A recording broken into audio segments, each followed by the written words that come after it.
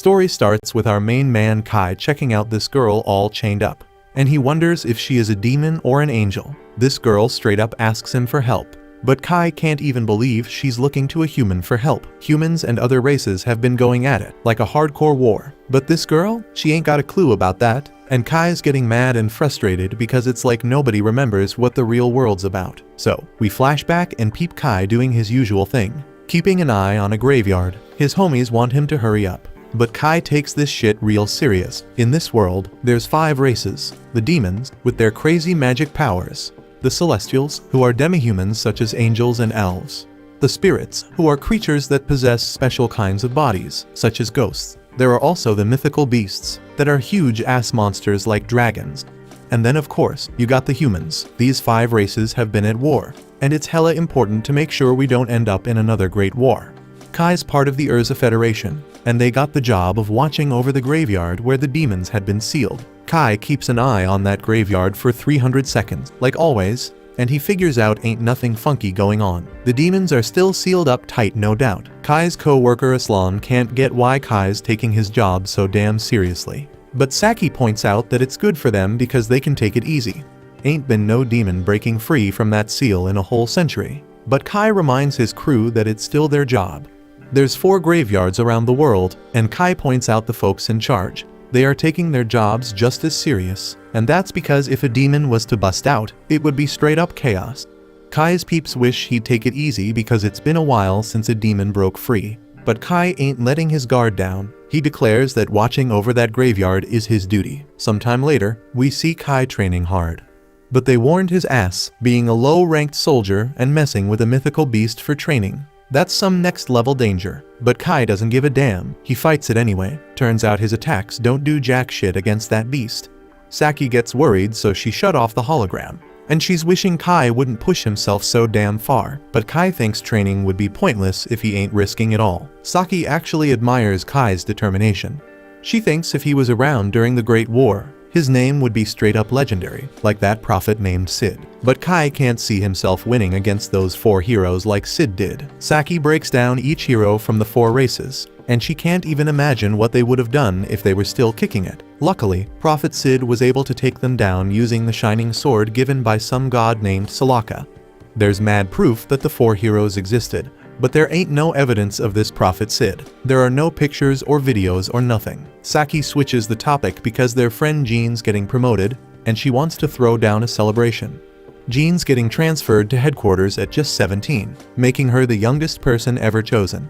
She's a freaking elite among elites, so they gotta hook her up with more than just a bouquet, like Aslan suggested. Right then, Kai gets a message from Jean, and Aslan reads it out loud. Jean wants to meet up with Kai, but she wants them to keep it on the low from Saki and Aslan. Kai tries to play it off, saying the message ain't really from Jean, but it's too late, and Aslan's wondering if Kai got some secret thing going on with Jean. They try to dig for more info, but Kai just decided to go for a run. Next morning, Kai meets up with Jean, and he's glad she actually showed up on time because she is usually late as hell. She wonders why Kai is all dressed up when he is off duty, so he explains he just came from his morning self-training, something he does every damn day. Jean wants him to roll with her while she goes gift shopping, and she says she looking for presents for Saki and Aslan. She knows they planning to get her something, so she want to give them something back. Jean says she probably won't see them again, but Kai assures her she gonna be back as a cadet after her transfer in like 2 years.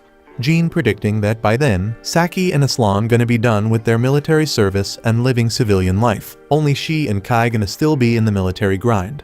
Kai is totally on board with her, but he can tell she's upset. He knows what's wrong and reassures her not to stress, because he's damn sure she's gonna outshine her dad, the big boss at Urza headquarters. They keep having a blast, but Kai ain't paying much mind to Jean's shopping because he's hunting for something for himself. At the end, Jean gives mad props to Kai for helping her score some sick gifts. Then they start chatting about how Jean's dad took Kai to check out the graveyard back when he was just a 10-year-old. Kai wandered into that graveyard, and when he came back, he was telling everyone about laying eyes on Sid's sword. Kai's got a vivid memory of what it was like in that graveyard, and how he almost got his hands on the shining sword. That day, Kai started preaching about how crucial it is to keep the demons locked tight in the graveyard. Jean wonders where they're gonna be in the future, but Kai points out that she will simply be back in 2 years.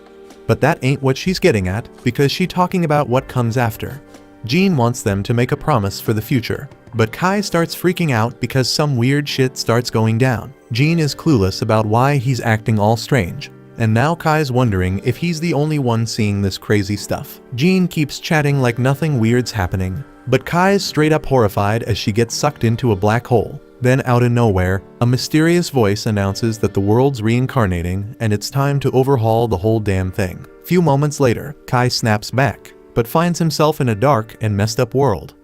Then shit gets real when a gigantic and terrifying demon pops up right in front of him. This beast unleashes some insane magic attack on Kai, and he barely survives by using his sword case as a shield. Kai can't even wrap his head around the fact that a legit demon's standing there, getting ready to unleash another hellish attack. Kai rushes to his sword and swiftly loads it up with bullets. His weapon's versatile because he can shoot bullets and cancel out the dragon's magic. The dragon can actually talk, and it's blown away by Kai's cancellation skills. Kai breaks it down, saying he used some modified elven bullets crafted with elven magic, but the demon just keeps coming at him, and Kai ain't fazed one bit. He closes the gap between him and the demon, showing off his insane fearlessness. Kai's sword can't pierce the demon's skin, but he takes advantage and lets off a shot up close and personal.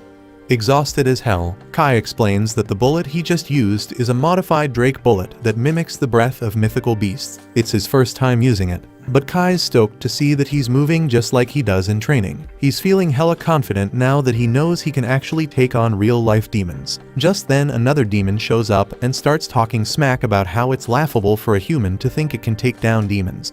Kai's impressed by how well this demon speaks English, but the demon explains that the most effective way to control a slave is by using its own language.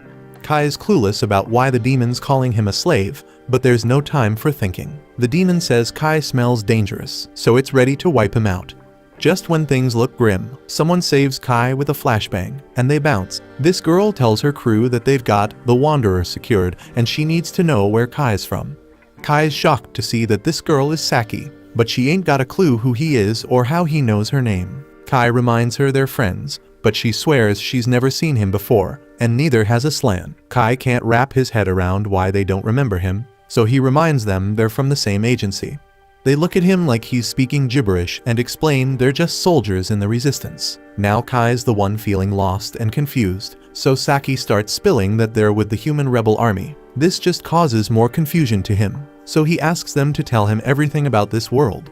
Aslan and Saki think he's all messed up from facing a demon, assuming he's forgotten stuff. They try to help him remember, explaining there was a huge war between the 5 races, and humanity ended up on the losing side. Kai is shocked of course, because in his world humanity actually won. Aslan goes on to say that they lost the war over 30 years ago, and the other 4 races took over cities worldwide. And damn humans are struggling to survive, running and hiding like there's no tomorrow. The world's now ruled by the other races, and they stay fighting each other for turf. Aslan and Saki introduce Kai to Neo-Vashel, the human city. A group of humans snagged an underground spot that was still intact and flipped it into an underground city. The resistance holds it down, protecting the folks living there by going toe-to-toe with the other races. Kai wonders how the hell humans lost the Great War. But Aslan and Saki don't even gotta say it, it's pretty damn obvious. They point out how freaking powerful that demon he just saw was. They explain that they roll up on humans in groups, leaving them no chance to beat them. And on top of that, each race got a boss they call a hero, and these heroes are some seriously strong individuals. All this sounds hella familiar to Kai, so he starts wondering what the hell happened to Prophet Sid, humanity's damn savior. Kai can't believe his ears when they say they never heard of Prophet Sid. He tells them that Sid's supposed to be the hero who whooped the other race's asses. Aslan hits the nail on the head, saying if they had someone like that, they wouldn't be living underground like they are. Just then, the main crew rolls up, and Aslan explains there are multiple human cities around the globe with resistance groups in each one, all overseen by the main core. The resistance commander is someone who's saved countless lives, and Kai's jaw drops when he sees it's Jean, especially because everyone thinks she is a dude. Aslan and Saki introduce Kai to the commander, explaining his memory's a bit foggy. Jean starts to leave, but Kai can't handle it all and stops her. He tries to jog Jean's memory about who he is and how they were just shopping a few minutes ago.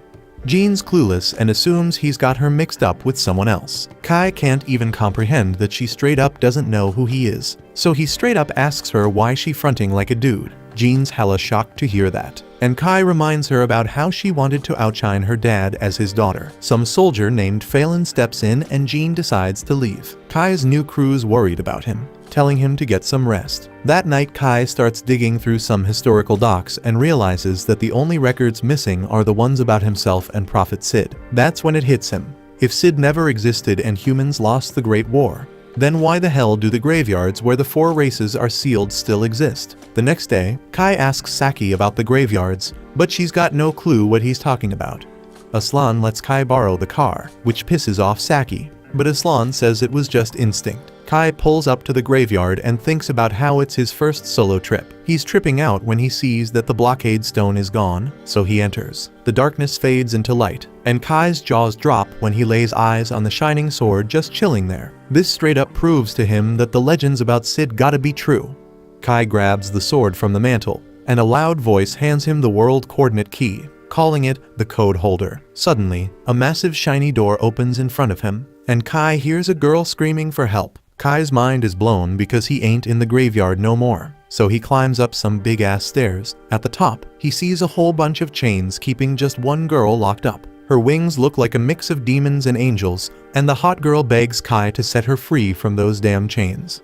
Kai's all confused trying to figure out what the hell race this girl is, but then she tells him her name's Rin, begging for him to save her one more time before passing the hell out. Kai's standing there, thinking if he should help her or not. See, Kai hates demons, and this girl doesn't look like any demon, so even though he ain't too sure, he decides to set her free against his better judgment. He grabs his sword and tries to slice the damn chains, but those chains are tough as nails. Ain't no damage happening at all. Next, he busts out his bullets, but even that ain't enough to break the chains. My man's losing hope because he ain't got no other weapons on him. But then it hits him, he's still got that special sword. He tries to remember what the hell it's called and shouts out, "Code holder," and his gun sword starts transforming into this golden code holder thing. Kai can't even believe he's holding the same sword Sid used to save humanity in his timeline. He raises that badass sword and takes another swing at the chains. For a hot second, it looks like he just wrecked the whole damn dimension, but shit goes back to normal, and the chains are sliced clean in half. The girl's freed and starts falling to the ground, so Kai catches her. As soon as she opens her eyes, she freaks out and flies away from him, screaming for some chick named Vanessa to come out. She says that she wants a rematch with Vanessa, and ain't fair for her to send some weak-ass demon to try and kill her.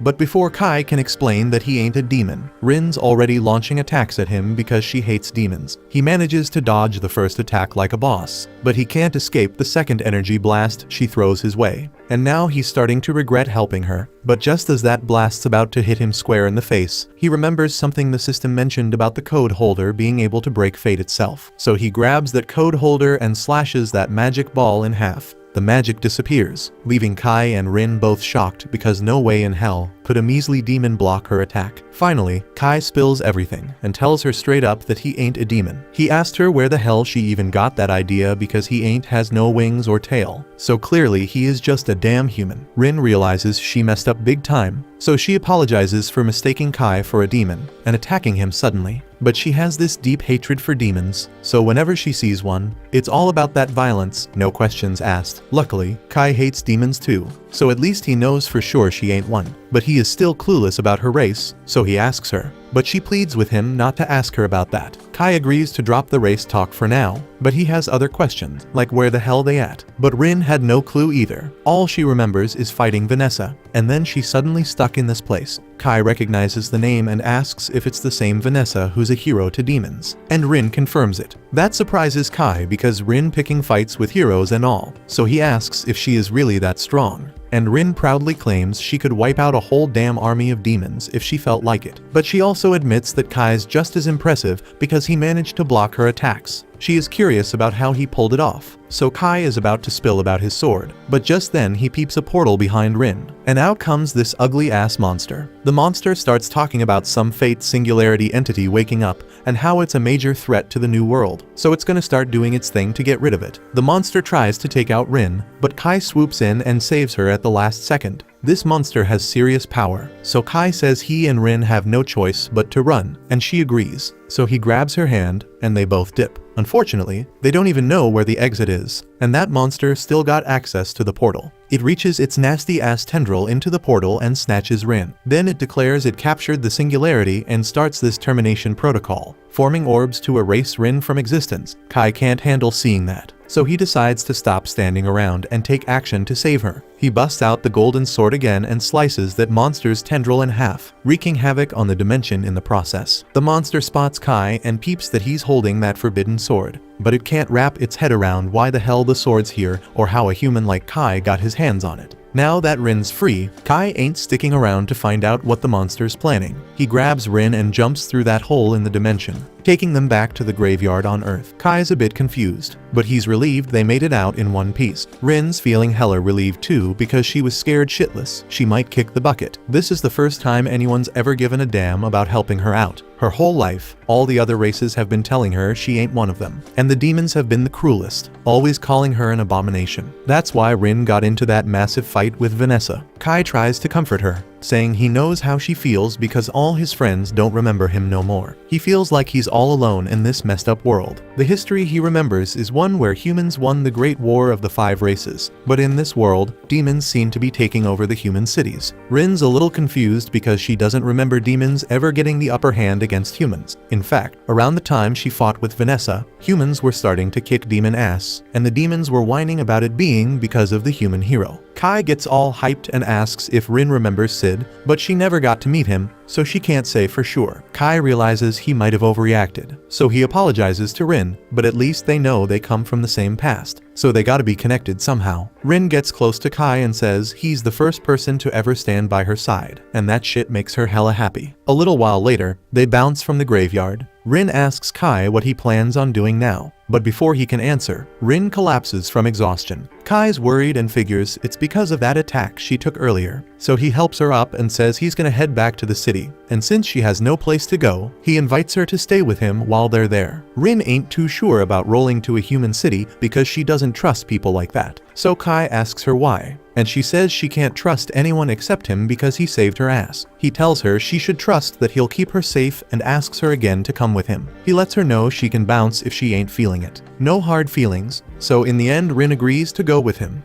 Back in Kai's house, Dude's lying on his bed while Rin's taking a shower, and he deadass exhausted from the drive back home. Rin had never been in a car before, so she was freaking out the whole time, and nearly making him crash left and right. Lucky for her, she hid her wings, so once they got here, nobody could tell she ain't human. But her weird behavior still got folks on edge. She even tried to throw down with some magic at one point, and Kai had to hold her back. But he gets why she is so cautious because she is around a bunch of strangers. Then Kai's attention turns to his sword. He ain't even noticed when it went back to normal, so he grabs it and is about to say "code holder" to see if he transforms again. But before he can do that, Rin comes running out of the shower, begging for help because she can't figure out how to turn off the damn water. Kai tells her he'll help, but for now, he can't look because she ain't wearing any clothes. Once the shower's off, Rin gets dressed and starts talking about how humans got all the good shit. Even with their messed up society, they still got that warm ass water to shower with, while Rin had to bathe in a damn waterfall. And also humans got the soft beds too,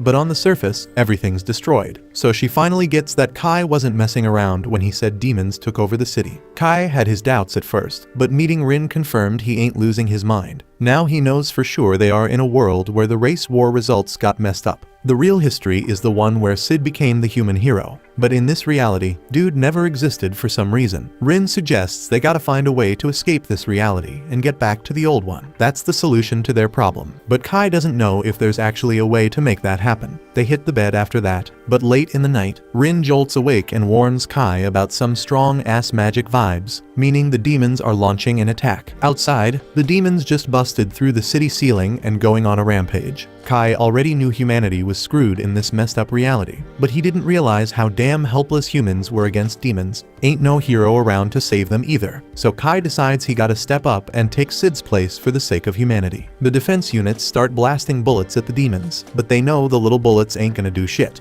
So Saki darts off to grab the machine gun, But right before she gets to it, a demon rolls up behind her, about to cast a spell. But at the last damn second, Kai jumps in and saves her, knocking that demon to the floor. He tells Saki to use water against the demons because if they soak that shit up, they'll get too heavy to fly. And once they grounded, she should toss some grenades their way. Just then, Kai notices a demon turning Aslan into a freaking stone, so he fires an anti-magic bullet to break the spell and save his life. The demon then sets its sights on Kai, trying to pin him down, while another demon sneaks up from behind to attack. But Kai slips past that sucker and shoves the first demon away, while Rin takes care of the second one with a blast. Afterward, Kai thanks Rin for the backup and gives her props for her strength. But even with her badass power, he ain't sure if they can save the city on their own. Aslan and Saki come running up to Kai, asking him how the hell he's destroying magic with bullets and knocking demons around with his fists. Kai breaks it down for them, explaining that he comes from a world where humanity won the race war. His fighting style and special bullets all come from that world. But Saki and Aslan still ain't buying Kai's talk about alternate timelines. But before they can ask more questions, Aslan gets a message saying 2 demon scouts got away. And if the scouts report back to their leader about this underground city's location, a whole damn army of demons gonna swarm in and wipe out every last human. Aslan says he gotta report this to the rebel army headquarters, and Saki asks Kai to come with them because his strength makes him a valuable asset. So Jean gonna welcome him for sure. Kai agrees to join them, and they all head to the headquarters in the old royal capital. That place got wrecked years ago, but that's exactly why they chose to set up their headquarters there. Demons ain't gonna think of searching for them in a destroyed place. The one who came up with the idea was Jean's dad, but he retired as the head of the rebel army 2 years ago because of an injury, so Jean took his spot. They roll up at headquarters, and both Kai and Rin get brought in to meet Jean. She already got the reports from Aslan, so she asks Kai to spill about this alternate timeline he mentioned earlier. Kai spills on all he knows, but the other big shots in the room call him a liar for dropping such a ballsy claim. But Kai brings up how he and Jean were tight as kids in the previous timeline. He mentions Og and Jur, the nicknames Jean always wanted to be like. The names catch Jean's ear, but she keeps quiet for now and decides to wrap up the meeting. Later that night, Jean wants to link up with Kai. Seems like she's starting to be a bit more open to the idea that Kai might have been spitting the truth. Not many folks in this world know she's a woman, and Og and Jur were her dad and grandpa's nicknames, but that doesn't mean she believes every damn word he said. Still, she thinks his fighting skills and knowledge can be trusted.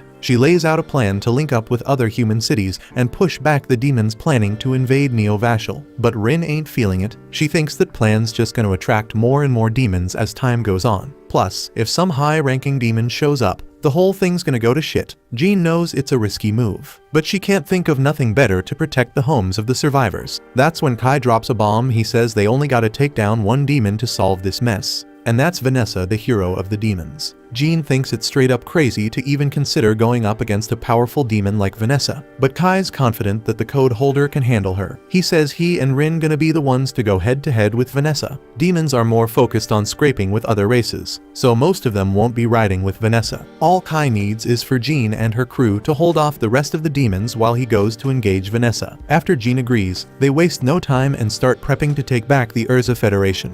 The scene jumps to Kai and the crew gearing up for the big battle. Rin is all fired up, ranting about how much she hates different kinds of beings. She hates demons because they're shady and deceitful, spirits because they're creepy as hell, mythical beasts because they're straight up savage, celestials because they're stubborn as a mule, and humans because they're weak and fragile. But the kicker is, she hates herself the most because she's got a bit of all those traits in her. Despite all that, Kai is the only one who wasn't afraid of her, who saw her for who she really is and accepted her. She's really hoping he doesn't die on her. Then the scene shifts to the Urza Federation's army marching towards the government palace.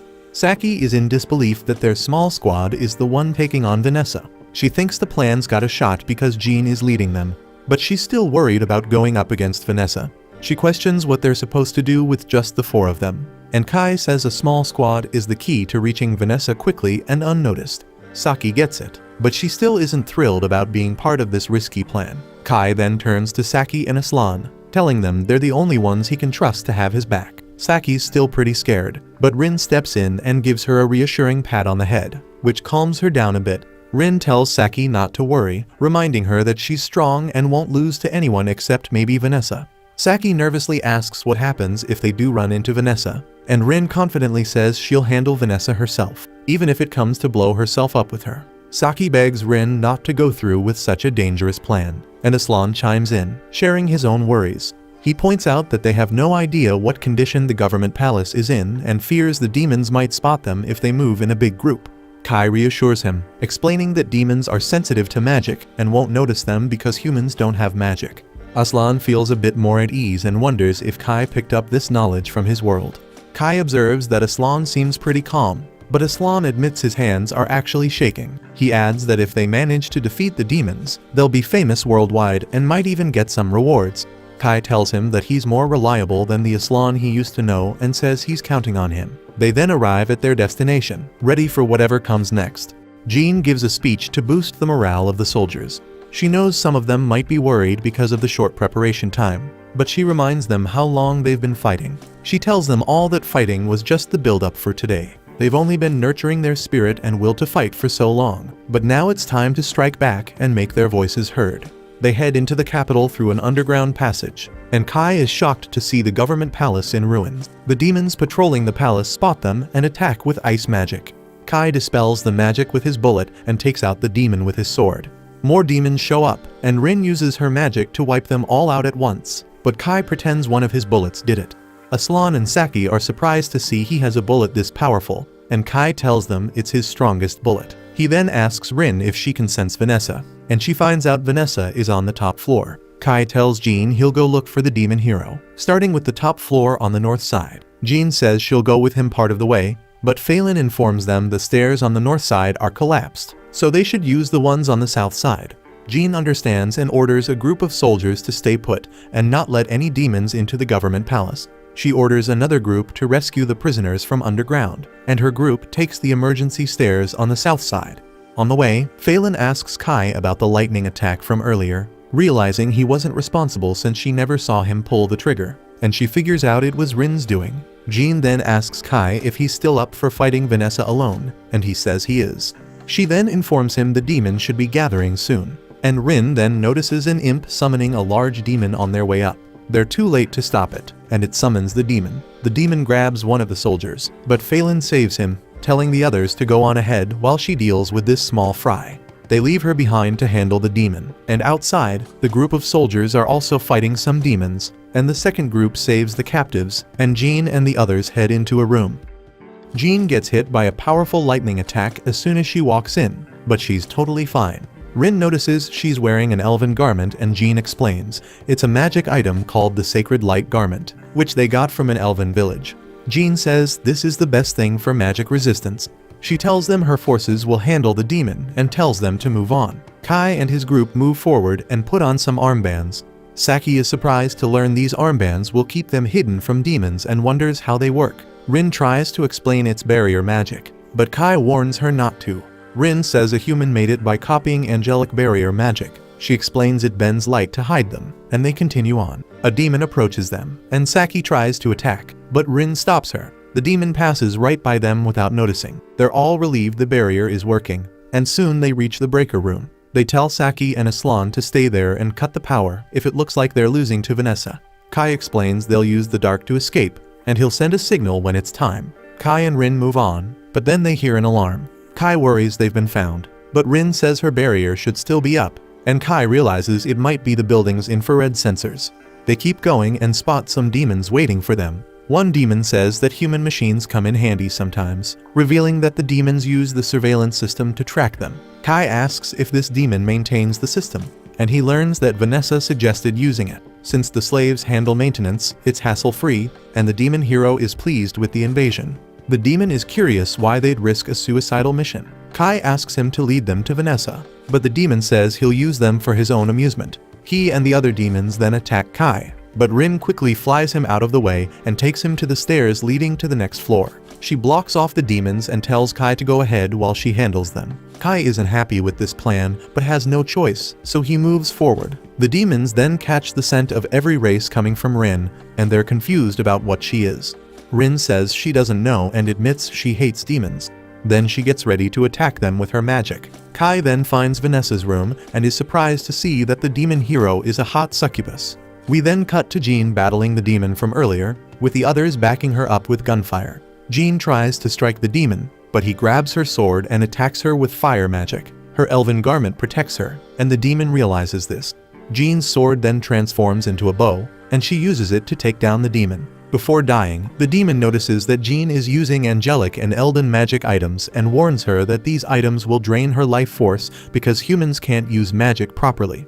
Jean finishes him off and says she chose death willingly. She explains that's the kind of resolve a human needs to defeat demons. Another demon drops down from above to attack Jean, but Phelan swoops in to save her. The demon recognizes Phelan and wonders if she's the Dragonar who wields a drake named Fong. Phelan denies it, and Jean hopes things are going well on the top floor. The scene shifts to the top floor, where Vanessa asks Kai if he's not surprised that the strongest demon is a succubus. Kai says he's not surprised at all, and Vanessa finds him interesting. She mentions she wanted to charm him into becoming her slave, but didn't expect his reaction. She asks if he's the commander who uses the elven garment, but Kai says he's not, he's just an outsider. Kai says he's from a world where she was defeated, but Vanessa tells him no such world exists. Kai doesn't care if she believes him or not. He explains he ended up in this world against his will, and that, according to the history he remembers, the Great War of the Five Races ended years ago. Vanessa asks Kai which race managed to defeat her, and she's amused to find out it was the humans. She wants to know which human did it, and Kai tells her it was Sid. The name triggers some memories for Vanessa, but she quickly pushes them aside and tries to use her magic on Kai. But Kai cancels her spell. Kai then attacks, only to discover it's an illusion. Vanessa strikes from behind, but he dodges. She notices his weapon is unusual and realizes it must be from his old world. Kai asks if she believes him now, but she dismisses him as arrogant and hits him with a powerful flame spell. He deflects the attack, surprising her. Vanessa then unleashes a spell meant to destroy any race. The spell shakes the entire building, but Kai uses Code Holder to protect himself, leaving Vanessa amazed that he's still standing. Vanessa asks about the sword Kai is holding, but he doesn't answer. Suddenly, Rin hits Vanessa with a lightning spell. Kai sees that Rin is badly hurt from her earlier fight with the demons. She explains she got scared when the building shook, thinking Kai might be dead, so she came to check on him. Rin challenges Vanessa to fight her, but before she can, the monster from earlier appears through a portal and binds Vanessa. The monster notices strange changes in Vanessa and realizes she's been affected by the forbidden word. It tries to exorcise Vanessa from this world, but she manages to break free and recognizes the monster as one of Alfreya's servants. Vanessa retaliates with a powerful fire spell, severely injuring the monster, but it's still alive. The monster escapes through the portal to recover, and Kai is stunned by Vanessa's strength. He can't believe Rin was fighting someone this formidable. Rin admits that the Vanessa from her world wasn't this terrifying, and she's genuinely frightened by her power. Vanessa then tries to heal her injury by focusing her power, but it doesn't work. So she decides to prioritize dealing with Kai and Rin instead. Rin knows they don't stand a chance against her, so before Vanessa can attack, she flies in and tackles her, telling Kai to get out of there because she won't be able to hold Vanessa off for long. Rin throws up a shadow prison barrier around herself and Vanessa to buy some time. Vanessa sees it's spirit magic, but it's way too weak to stop her. Rin gets thrown back when Vanessa breaks through the barrier, but before Vanessa can finish her off, Kai charges in to attack. Since Vanessa is focused on him now, she redirects her blast at him instead. Kai manages to block most of it, but he still looks pretty messed up. Rin can't believe she let Kai get killed. Vanessa taunts her, asking if she plans to avenge Kai's death, or if she'll just run away. Rin is fed up with Vanessa's trash talk, so she's going all out to make sure Vanessa pays for this. Rin unleashes her full power, and her body starts showing traits from all 5 races.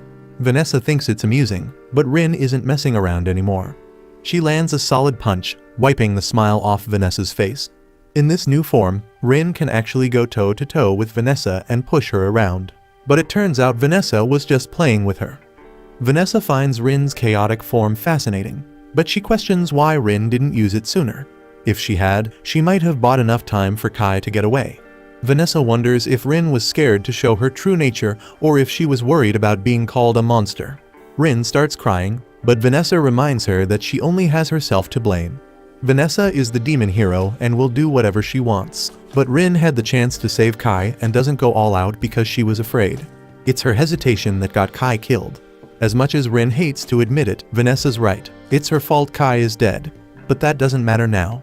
Nothing she does can bring Kai back, so she just wants to die and take Vanessa down with her. She grabs Vanessa's hand to slap a curse on her, Before Vanessa even realizes what's happening, blood droplets start oozing from her skin. These drops are Vanessa's life force, and there's no way to defend against them. They'll keep falling until both Vanessa and Rin are dead. Normally, this would be game over for Vanessa, but she's still got a card to play. Suddenly, Rin collapses, and Vanessa explains that even though the curse can't be blocked, its power depends on the caster's magical strength. Rin usually would have had enough magic to make it work, but they're in Vanessa's base, and she had set up some major countermeasures for attacks from other races. Behind Vanessa is a huge curse circle that messes with spirits, magical beasts, and celestials.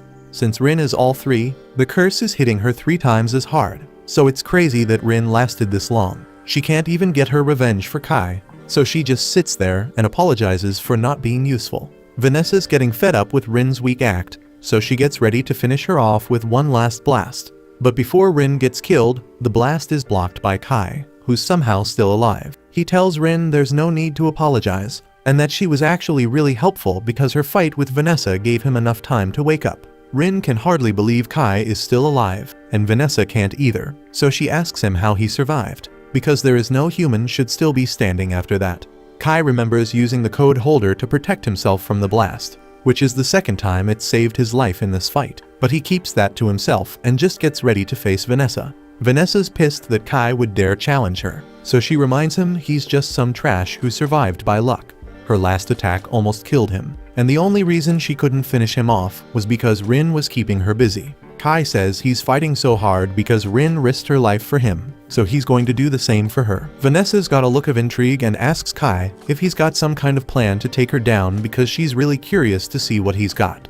Humans always talk big about showing their potential, but she's never been impressed by any of them. The spirit hero, the celestial hero, and the beast hero have been a pain in her side, but at least she respects their power. When it comes to humans, though, she hasn't met one she can respect unless Kai's about to claim he's strong enough to be humanity's hero. Kai tells her he's not aiming to be humanity's hero, but she asks to see what a human can do. So he's going to show her exactly how powerful a human can be. From here on out, he's facing Vanessa as a stand-in for all of humanity. Even though Vanessa can't imagine what he could possibly do to beat her, she decides to take him seriously. She uses her magic to summon a mini meteor to smash Kai, but Kai slices it into pieces with the code holder. Vanessa's impressed he cut through her magic so easily, but she's far from done, so she starts casting a bunch of Hellflame spells. While she's at it, Kai calls Aslan and tells him to cut the power, so all the lights in the place go out. Vanessa realizes she can't see anything even though she's got a literal flame on her shoulder, and since Kai doesn't have any magic, she can't sense him either. But even without magic, the sword is loaded with magical energy, so she targets the sword with her Hellflame attack. As the dust clears, she's shocked to find Rin holding the code holder while Kai is already behind her. All those years Kai's spent training finally pay off. He locks Vanessa in a combo and has Rin toss his sword over so he can finish her off. The last thing Vanessa says before getting sliced is, "I guess I lost. Good game, human." As Vanessa collapses to her knees, her body starts falling apart from all the damage. Rin and Kai notice something's up with her, and then Vanessa's memories come flooding back. She remembers everything about Sid and the whole world reincarnation deal. She can't believe she let herself fall for it after Sid warned her something like this could happen. After hearing that Vanessa knows about Sid, Kai starts grilling her to spill all the details. Vanessa tells him about this crazy thing called world reincarnation that Sid talked about. Apparently, someone messed with the timeline and changed history. So Kai's gotta find this person, who's probably one of the other 3 heroes. Sid saw this world reincarnation coming, which is why he gave Vanessa his sword to keep it safe from enemies. That sword's the key to fixing all the mess made to this world. Kai is curious why Vanessa and Sid would team up when they're supposed to be enemies. Vanessa explains that she did fight Sid once, but he earned her respect as a serious fighter, and they ended up working together. There's a lot about the old world Kai doesn't know, so Vanessa warns him to watch out for the Zero Code. It's some seriously tricky magic. On top of that, Vanessa tells Kai he did a damn good job against her, and she was really impressed. From his plan to use the darkness, to his guts and combat skills, she now gets what he means by human spirit. Even though she's pissed about losing, she'd love to face him again, and if they meet up next time, she's planning to have a lot more fun with him, but as a succubus. Kai is kinda speechless after what Vanessa just said, but the fight's exhaustion hits him, and he ends up dropping to his knees. Still, he's relieved he actually took down Vanessa. Word about Vanessa's defeat spreads fast, and soon all the human survivors are back at the Urza Federation, ready to start taking it back. Things are finally looking up for the humans, but while everyone's celebrating the win, Kai's stuck on what to do next. Rin notices he's off and asks if something's wrong. Kai mentions he thought something happened to them, which is why they're the only ones who remember the old world. But if Vanessa's right, then it's actually the other way around. The world got flipped upside down, and somehow they're the only ones who stayed the same. Rin's saying she wants things to go back to how they were because this new world freaks her out, and Kai's on the same page, but he's got no clue how they'll set everything straight. Just then, Jean rolls up to Kai and Rin to show her thanks. Even though the place is a wreck right now, the only reason humans managed to take back their city is because of what Kai and Rin did. That's why she wants to thank them on behalf of the rebel army. But she notices Kai and Rin don't seem too thrilled despite their win.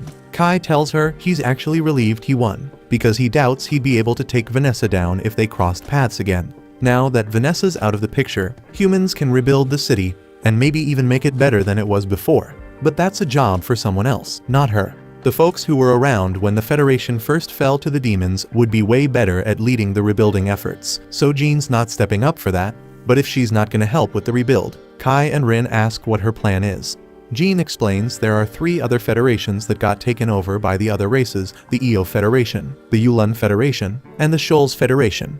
Each one's under control of a different race, and each has a human rebel army fighting back. She plans to head out and kick off a big operation to unite the rebel fronts. The word about Vanessa's defeat has spread all over, and humans everywhere are more fired up than ever. That's why Jean's hoping Kai and Rin will come with her to help out the other rebel armies. If they team up, they might be able to pull off what the humans in Kai's old world did and kick out all the other races. Jean's gonna personally lead the soldiers and make sure Kai and Rin get all the support they need, so she's asking Kai to fight alongside them. Kai looks a bit shell-shocked for a second, so Jean makes sure to mention he'll be well compensated for all this hero stuff. But it's not like Kai's not down to help humanity win. He was just thinking about how grown-up this version of Jean is. In his old world, Jean was amazing, but had this kid side too, like calling him up during his training, dragging him on shopping trips, and stressing over her future with friends. But it's hard to picture this Jean doing any of that. Kai agrees to team up with Jean to fight the other races and free humanity. He reaches out his hand for a handshake, and they seal the deal. They head down to the ground floor where Jean pumps up the soldiers, asking if they've all had a good rest. They're all buzzing with energy since this is the first time they've slept without freaking out about demon attacks. They're stoked about taking back Urza, and Jean fills them in on the plan to reclaim the other federations. Meanwhile, Kai tells Rin he's going to finish this 5 races war himself. If there's no Sid to save the day, then it's on him to step up and be humanity's hero. And while he's at it, he's gonna track down the person behind the world reincarnation and set everything back to normal.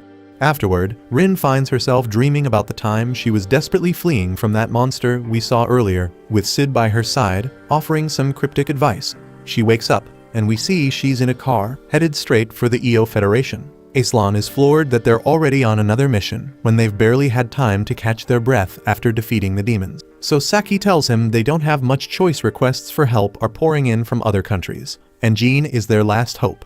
So she hopes the capital will be rebuilt by the time they return. Aslan can only hope the demons don't retake the city, but Kai's mind is elsewhere. He flashes back to when the battle ended, and as they were cleaning up, Rin caught the scent of demons in the air. They followed the trail, but found nothing at the spot where the smell was strongest. That's when Rin quickly realized it was a trap, but before they could escape, they were caught in a barrier with no way out.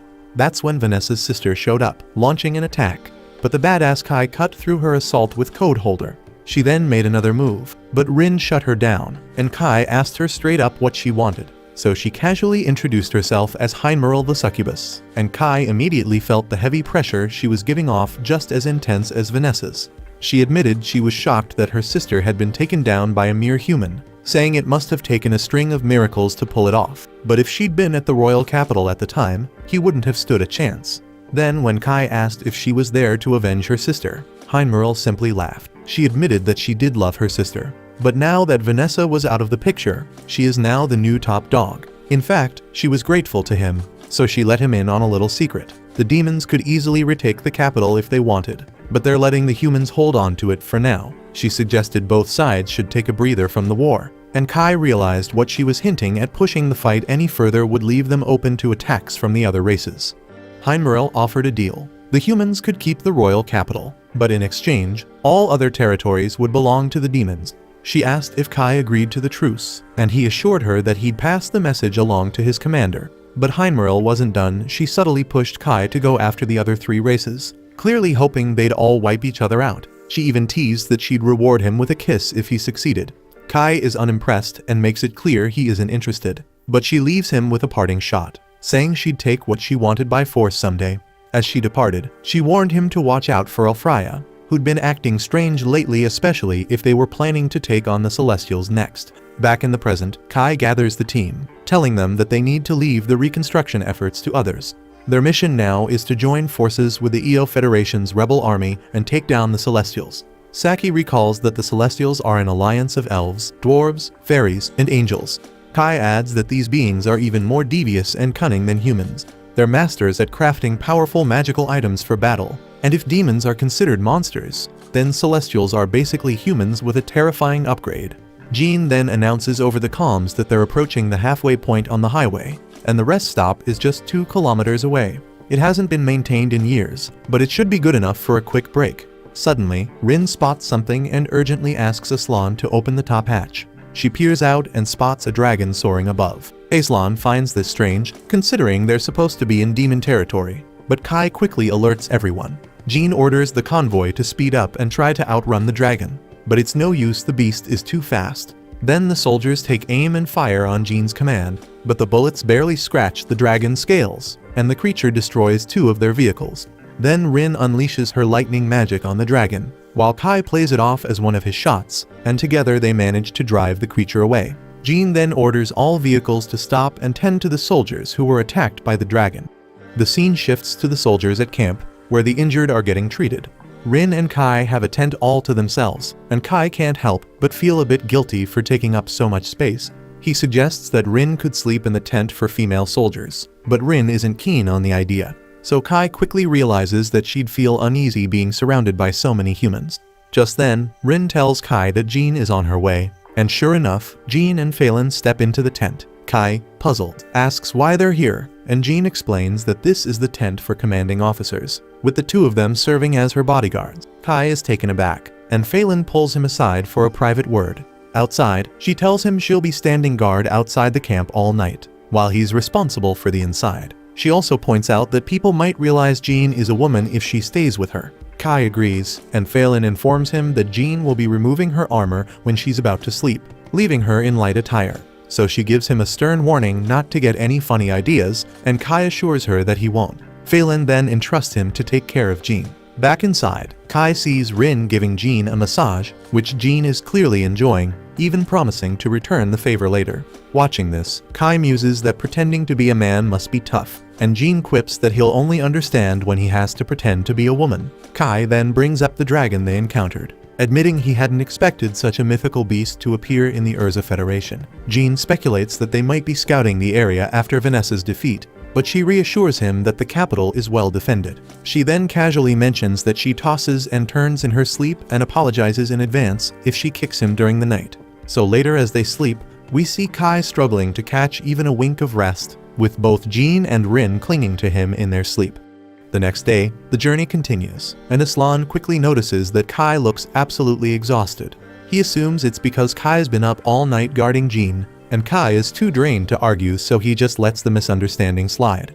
As they press on, Rin spots the imposing border wall in the distance, and Aslan informs the group that they're about to cross into the EO Federation. Jean then briefs everyone, saying their destination is Cassiopeia, the 8th city, which is just outside the capital and where the rebel army has set up base.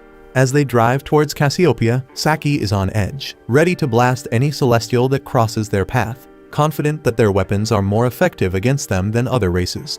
Kai, trying to keep things under control, tells her to chill out before she ends up shooting a human by mistake because the celestials and humans look almost identical.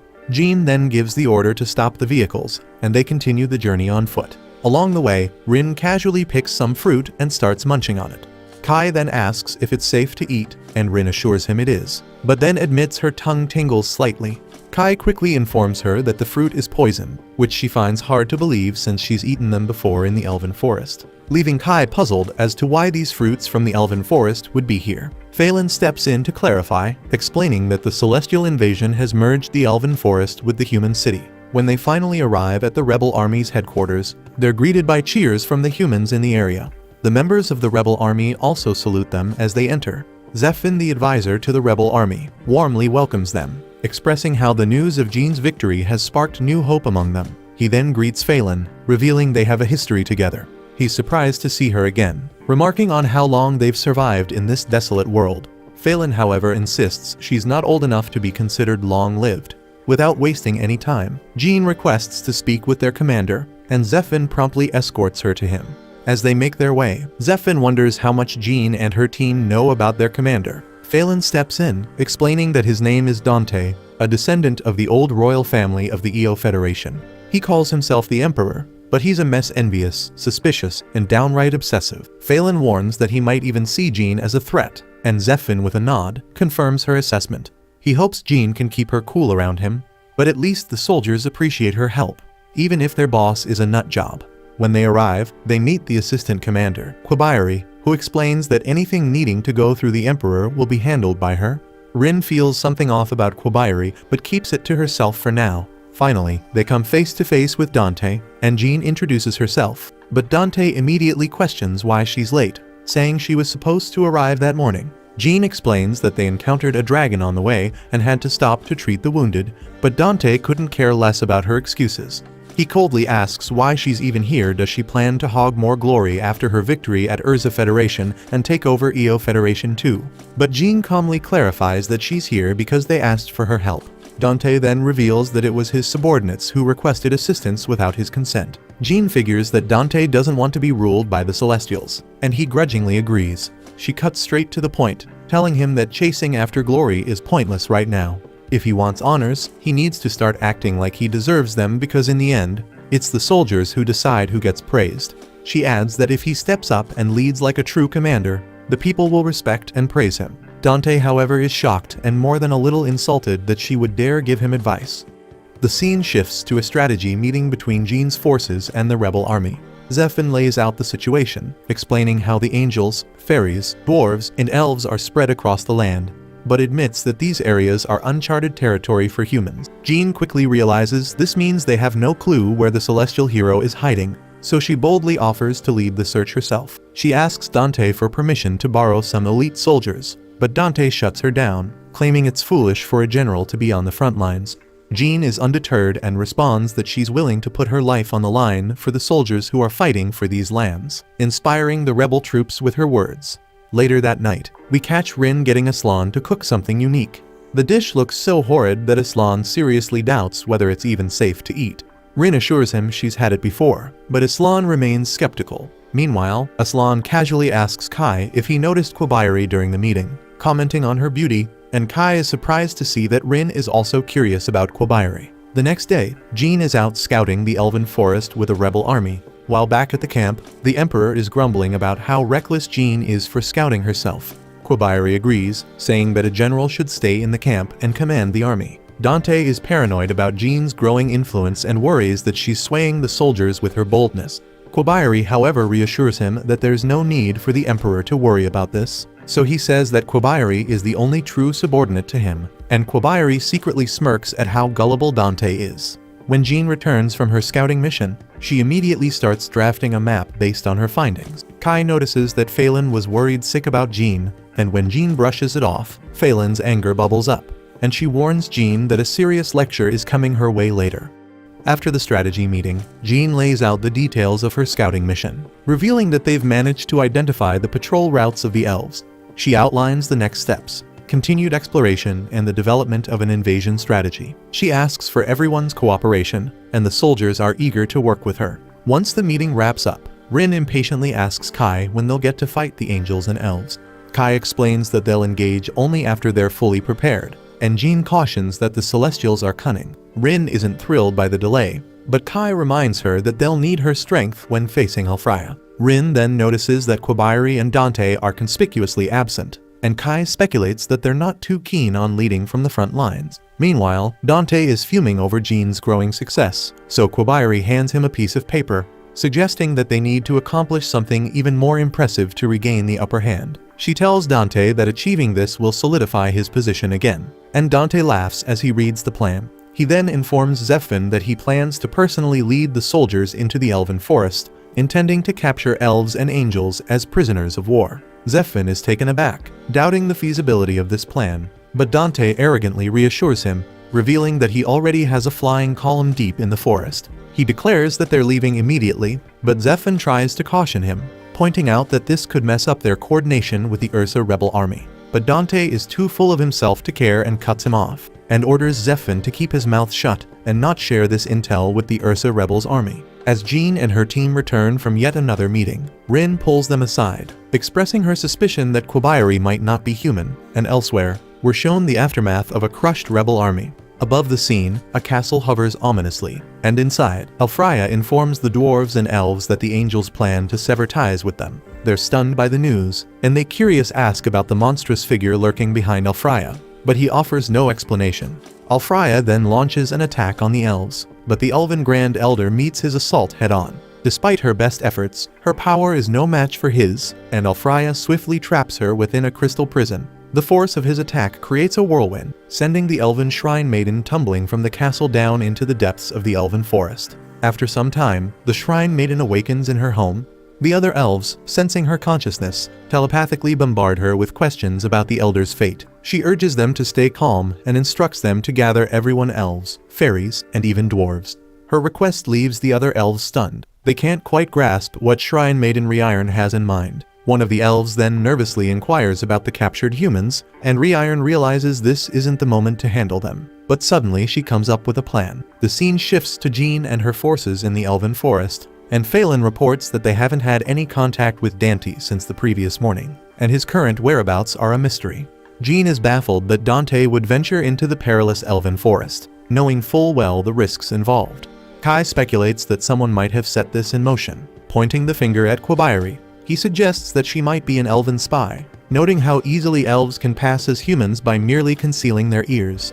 Jean then starts to worry that there might be other traitors lurking within the EO rebel army just like Quabairi. If that's the case, they'll need to investigate the situation themselves. Phelan then turns to Aslan and Saki, asking for a status report on their rear flank. They reassure her that everything seems normal, and she orders them to defend the rear at all costs. Jean expresses her trust in them, reminding them that they were part of the unit that faced Vanessa. Then as they press forward, Phelan spots some broken guns scattered around and deduces that they belong to the EO rebel army. She realizes they must have fallen victim to a trap magic circle hidden in the trees.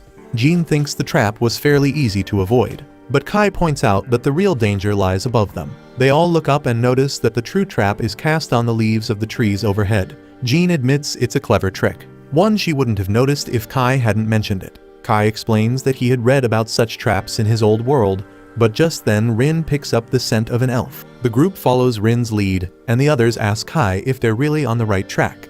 Kai confidently assures them they are, explaining that Rin has undergone special training to sense magic. Rin leads them to a spot where the scent abruptly stops, and suddenly, they're teleported inside the elven village by a gate spell. The group is shocked to find themselves in a completely different location, and Kai quickly realizes that they had stepped on a gate spell, a technique used by Celestials for teleportation. As they gather their bearings, a great fairy appears, chasing after a butterfly. Instinctively, Kai and the others brace themselves, sensing potential danger. But then the fairy accidentally bumps into Aslan, and after falling to the ground, she initially assumes he's an elf. She questions him about which part of the forest he hails from, but quickly notices she can't sense any magic from him. When Aslan reveals that they're humans, the fairy's expression shifts to terror, and she bolts toward the elven village. Kai and the others chase after her, but as they approach the village, the elven guards spot them and prepare to open fire. Just then Quabairi appears, ordering the guards to lower their weapons. She's surprised that Kai and the others manage to activate the gate spell, and Jean immediately demands to know what has become of Dante and the others. Quabairi explains that they're still alive, but they've been incapacitated after inhaling pollen from a paralysis plant. Jean demands the immediate release of her comrades, but Quabairi however offers a deal. She'll release their people, but only if they agree to fight the angels on behalf of the elves. She argues that this should be a simple task for them, especially considering they managed to defeat the hero of the demon. Rin is suspicious of the elves' intentions, and questions whether they plan to betray the angels. Kobayari clarifies that it was the angels who betrayed the elves first, and she leads them to Rewritten. Rewritten greets them, noting that this is the first time humans have ever set foot in the elven village, a fact they should be proud of. She introduces herself as the village shrine maiden and inquires if they are truly the ones who defeated the hero of the demons. Jean confirms this, and then Rewritten, noticing Jean's elven garment, questions how she came to possess it. Jean explains that she took it from a group of demons near the borders of the Urza Federation, and that this happened a decade ago. Rewritten lets the matter rest because the garment wasn't directly stolen from the elves. Rewritten then proposes a contract. In exchange for the safe return of their captured comrades, she requests that they rescue their Grand Elder from Alfraya. Kai is taken aback to hear that the hero of the Celestials, Alfraya, has captured their Grand Elder. Rewritten sighs, explaining that Alfraya has changed dramatically. She recounts how he used to be warm and gentle, but recently he demanded that the elves, dwarves, and fairies bow down to the angels, a demand they simply couldn't accept. In response, Rewritten and the Grand Elder approached him on behalf of the other races, but instead of hearing them out, he captured the Grand Elder. She offers to provide some guidance for the mission, but makes it clear that the actual task of rescuing the Grand Elder will be up to Kai and his team. So Kai quickly realizes that the elves are trying to avoid direct conflict with the angels. Phelan, ever cautious, demands proof that Rewritten's story isn't a trap, and she points out that if they blindly follow her, their team could be annihilated by ambushes from both the elves and the angels. Kobayari, determined to prove their sincerity, offers her life as collateral, volunteering to accompany them to the angels' palace. She states that they can kill her at any point if they suspect treachery, but Phelan dismisses this offer. Phelan argues that Kobayari's life isn't worth the 6 of theirs, nor the 20 hostages they have. She demands either more lives on their side, or a more valuable life to wager. Rewritten, seeing the seriousness of Phelan's request, agrees to accompany them herself. Kobayari immediately advises against this, but Rewritten insists. She calmly states that if Jean and her team feel something is amiss, they are free to take her life. Jean agrees to these terms, though Kobayari continues to caution Rewritten. However, Rewritten is resolute and explains that as the leader, it's her duty to take this risk, and if they do nothing, it would be akin to accepting the angels as their masters, so her decision is final. Rewritten adds that if the humans fail and anger Alfraya, her life will be the perfect sacrifice. She emphasizes that they must avoid triggering a civil war among the Celestials, so she orders the dwarves and fairies who have been eavesdropping to stand down and return to their posts. Once they leave, she invites the humans to sit down, promising to explain the situation in full detail. As night falls, Kai stands watch, while Rin sleeps peacefully nearby. Rewritten then approaches him, and she seems puzzled by human behavior, questioning why they insist on staying awake at night, especially with a fire blazing a clear beacon to any potential threats. She assures him that she has no intention of attacking them in their sleep until the contract they've made is over, and Kai is a bit relieved hearing this. Rewritten is curious and says that she's heard that Kai and Rin took down the hero of the demons, so she pointedly asks if that same power will be enough to defeat Alfraya. Kai wonders if Rewritten wants him to kill Alfraya, and Rewritten makes it clear that they definitely will face Alfraya if they go to the Angel Palace. And if his power that defeated Vanessa isn't enough, they're all as good as dead, and Kai understands.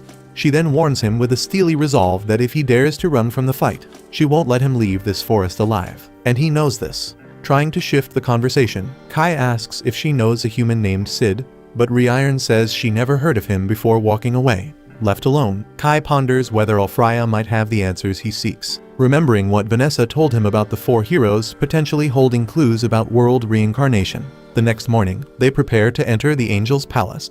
Saki tries to contact their headquarters, hoping their messages are getting through. Kai then turns to Rewritten asking if the Angel Palace is indeed located above the tree they're near, and Rewritten explains that there are several floating fortresses, but the one regarded as the true Angel's Palace is directly above them. She then activates a gate to transport them to the palace, and Kai immediately notices the gate's double-layer activation, a sophisticated defense mechanism. He wonders if it's designed as a countermeasure against humans, but Rewritten dismisses the idea, saying that humans are too weak to warrant such precautions. It's the other races they're concerned about. Kai isn't surprised by the Celestials' arrogance, seeing the same underestimation that the demons had shown, so he suspects that most of the Angels' forces are likely stationed at the borders, guarding against threats they consider worthy. Rewritten agrees with him, and she thinks that Kai really managed to defeat the hero of the demons. They teleport to the angel's palace and are immediately hit by a foul stench, a mix of burning flesh and decay. Then they see smoldering angels, but Rewritten quickly assesses that these angels are still alive. She's baffled, trying to figure out who could have done this, while Kai quietly thinks this chaos might actually play in their favor. They press on, teleporting to the next floor, where Phelan remarks on their luck to have an elf guide. Without Rewritten, entering a place like this would have been nearly impossible. But their progress is cut short when they're suddenly attacked by an angel named Vicious. Rewritten is shocked to see her, recognizing that she too has turned against them. Vicious coldly declares that she's merely a servant of Alfreya, acting on his orders. Rewritten then asks if Vicious is the one who attacked the angels outside, but Vicious replies that it was Alfreya himself who did it, punishing them for their disobedience. She then reveals that the execution of the great elder of the elves is imminent, intended as a brutal message to all other races that they are inferior to the angels. Then as she moves to strike, Kai swiftly counters, and Phelan, Aslan, and Saki engage her in battle. Phelan urges Jean and the others to keep moving while they hold off Vicious, and with a quick nod, they rush ahead. On the next floor, they encounter an angel knight named Raffaello. Rin steps forward to face him, telling the group to continue without her. Kai hopes that she will catch up to them after she defeats him, and they leave. Raffaello then asks if she's truly willing to sacrifice herself for the others, but Rin with a calm confidence replies that she can only give her all when no one else is around to witness it. They finally reach the last floor before Alfreya's lair, and Rewritten immediately begins disabling the barriers separating this room from Alfreya's lair. As she works, Jean turns to Kai and apologizes for not aiding him in his fight against Vanessa, but she promises to make it up to him by standing by his side in this battle. Rewritten then successfully deactivates the barriers, and they ascend to the top of the castle. Rewritten then spots the captured elven elder, who looks up in shock and surprise upon seeing them arrive. Alfreya then appears, and he is so angry that the damn humans have set foot in his palace. With a smug arrogance, he declares that all blessings descend from the heavens, and they are bestowed upon the earth, but only angels are worthy of such divine favor. The scene shifts to Vicious launching an attack on Phelan and the others, but Phelan quickly counters and strikes back at Vicious. Vicious then realizes that Phelan's sword is forged from Drake's fang, and she remarks that she's heard the power of a drake erupts with impact. Phelan is taken aback by Vicious's knowledge, and Vicious nonchalantly explains that the Celestials excel at creating such magical items, so it's only natural they'd know. Phelan retorts that their lord is trying to enslave the very Celestials who create these items, and she thinks he must be pretty damn arrogant. But Vicious coldly tells her that mere humans can't even begin to comprehend their lord's intentions. We then cut to Rin battling Raffaello, and Raffaello is buried under a pile of rubble, clearly stunned that Rin was able to shatter his divine guard so easily. He acknowledges that she's a real threat, but Rin knows her attacks aren't doing much damage. She can't stand how calm and collected he is, and she thinks all angels are the same, always looking down on others. She points out that this is probably why the elves, fairies, and dwarves seem inferior to them. So Raffaello, curious, asks what species she belongs to, and she coldly replies that she doesn't know, nor does she care. As long as Kai stays by her side, it doesn't matter. Meanwhile, at the top of the castle, Alfreya declares that he's about to execute the Elven Grand Elder. Then Rewritten suddenly recalls the time she spent with Alfreya as a child, and she furiously tells him that he has no right to lead the Celestials. She declares she's going to kill him and charges, but he strikes her with a red blade. So Kai intervenes with Code Holder to protect Rewritten, and Alfreya shockingly questions if Kai is truly human. He asks if he's an elf masquerading as a human, to which Kai coolly replies that he's just a human. Alfreya can't wrap his mind around why a human would risk their neck for an elf, but Kai calmly explains that if something happens to Rewritten, the elves are going to hold a grudge from humans, so it only makes sense to help her. Alfreya skeptically tells him that both he and the elf would have been toast if his judgment had been even slightly off, and he's baffled that Kai would risk his life for an elf. Then notices something odd about Kai's weapon. Kai proudly reveals that this sword was powerful enough to take down Vanessa, the hero of the demons, and it might even give Alfreya a seat next to her in hell. Hearing this, Alfreya is amused and can't believe the so-called foolish demon hero actually lost to a human. But Kai fires back, questioning if Alfreya is really in a position to call anyone a fool because, unlike him, Vanessa wasn't busy trying to kill her own people. Alfreya, with a superior tone, states that what he does with his subordinates is his business and declares that he is the noblest, the brightest star in existence, and he adds that he has no interest in keeping subordinates who don't obey. Jean, unimpressed, calls out his narrow-mindedness and takes a shot at him with an arrow. Though Alfraya manages to block the attack, she still scratches him, prompting him to ask if she even understands what it means to wield an elven weapon. Jean, unfazed, tells him she doesn't mind draining her life away. Kai, confused, wonders what she means, but Jean brushes it off, saying she'll explain later. Because for now she's focused on taking down this arrogant angel, and Alfraya with disdain declares that they're just throwing their lives away. He then rings a bell, summoning a thunder spell aimed at Jean, but her elven garment effortlessly shields her. Alfraya is visibly shocked, and Jean calmly explains that her garment can handle any magic, even from a so-called hero. Alfraya is enraged and declares it unforgivable for a human to wear elven garments and wield celestial items, launching an even more powerful thunder attack at them. Rewritten quickly uses the third form of her magic item to shield everyone, leaving Kai impressed. She explains that she doesn't want to owe the humans anything, and Kai starts strategizing, thinking that their best shot at winning this is to turn it into a 4-against-1 fight. Rewritten quickly realizes that freeing the Grand Elder is the top priority, and she and Kai make a beeline towards the sealed Grand Elder. But before they can get too far, Alfraya hurls a spear their way. Kai steps in, deflecting the attack, and remarks that Alfraya seriously underestimates humans. Rewritten then attempts to use one of the elven treasures to break the seal on the Grand Elder, but to her shock, the treasured sword doesn't even leave a scratch. Rewritten is stunned and reflects on the battle so far. Alfraya has been using a bell that summons thunder, a spear that easily cuts through her barriers, a casket that seals away their Grand Elder, and a baton that conjures a red blade. She can't fathom how he's managing to wield all these magic items simultaneously, and even if he is a hero, it should be draining a ton of magic. She's left wondering what kind of power could possibly be fueling him and whether this power is what caused his sudden change, but Alfraya, with a chilling calm, tells her that he hasn't changed at all. He's just thrilled to have gained a new subordinate who can replace the other Celestials. Then, without missing a beat, he summons one of the last risers, introducing her as his new subordinate. Meanwhile, the scene shifts to Rin locked in battle with Raffaello. She launches an attack, but he dodges effortlessly, so he wonders if this is all she's got. But Rin knows he's holding back. He then tries to strike her with his hammer, but this only fuels her with anger, so she channels all her power into one devastating blow to his face, shattering his helmet. Elsewhere, Phelan faces off against Vicious. She instructs Saki and Aslan to target Vicious's wings. They try, but Vicious skillfully dodges their attacks, and then Aslan throws a grenade at her. But she also dodges that shit with ease. But Phelan seizes the moment and manages to strike Vicious's wings, knowing they are the source of her magic. Vicious is taken aback, wondering how Phelan figured it out. Phelan calmly reveals that she got the tip from a man who claims to be from another world, and Vicious then concedes defeat. Then we see that Raffaello also surrenders and tells Rin to go ahead, hinting that she might be the one with the power to free the Grand Elder.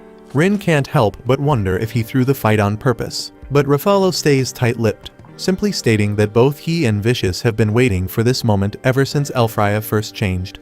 He urges her to go now, and as she leaves, we shift back to the other floor where Vicious turns to Phelan and the others, asking them to apologize to her old friends on her behalf. She wants them to tell Rewritten and the Grand Elder that Vicious sends her apologies. Phelan, however, remains unfazed, casually mentioning that she doesn't really care. She admits that Vicious underestimated her by choosing to clash blades instead of taking the fight to the skies, and she lowers her weapons. Aslan and Saki are puzzled and ask if she's really okay with this, and Phelan calmly explains that she has no intention of killing someone who isn't giving their all. She then tells Vicious that if she truly wants to apologize, she should take them to where Alfraya is. Back at the top of the castle, Alfraya orders the last riser to attack Kai and his friends. The riser unleashes a shockwave that sends Jean flying, but Rin manages to save her just in time. Jean then quickly retaliates, shooting an arrow at the last riser, but the attack doesn't even leave a scratch. Grateful for the save, Jean thanks Rin and mentions that she'll make sure to have her and Kai explain everything once the battle is over. Rin nods in understanding, while Alfraya looks on bewildered by the sight of Rin, clearly wondering what this freaking mixed being really is. Kai and Rin immediately recognize the last riser, prompting Kai to question Alfraya if he's the one responsible for the world reincarnation. Alfraya, however, is completely clueless, leaving Kai puzzled, especially since Vanessa seemed to know about this.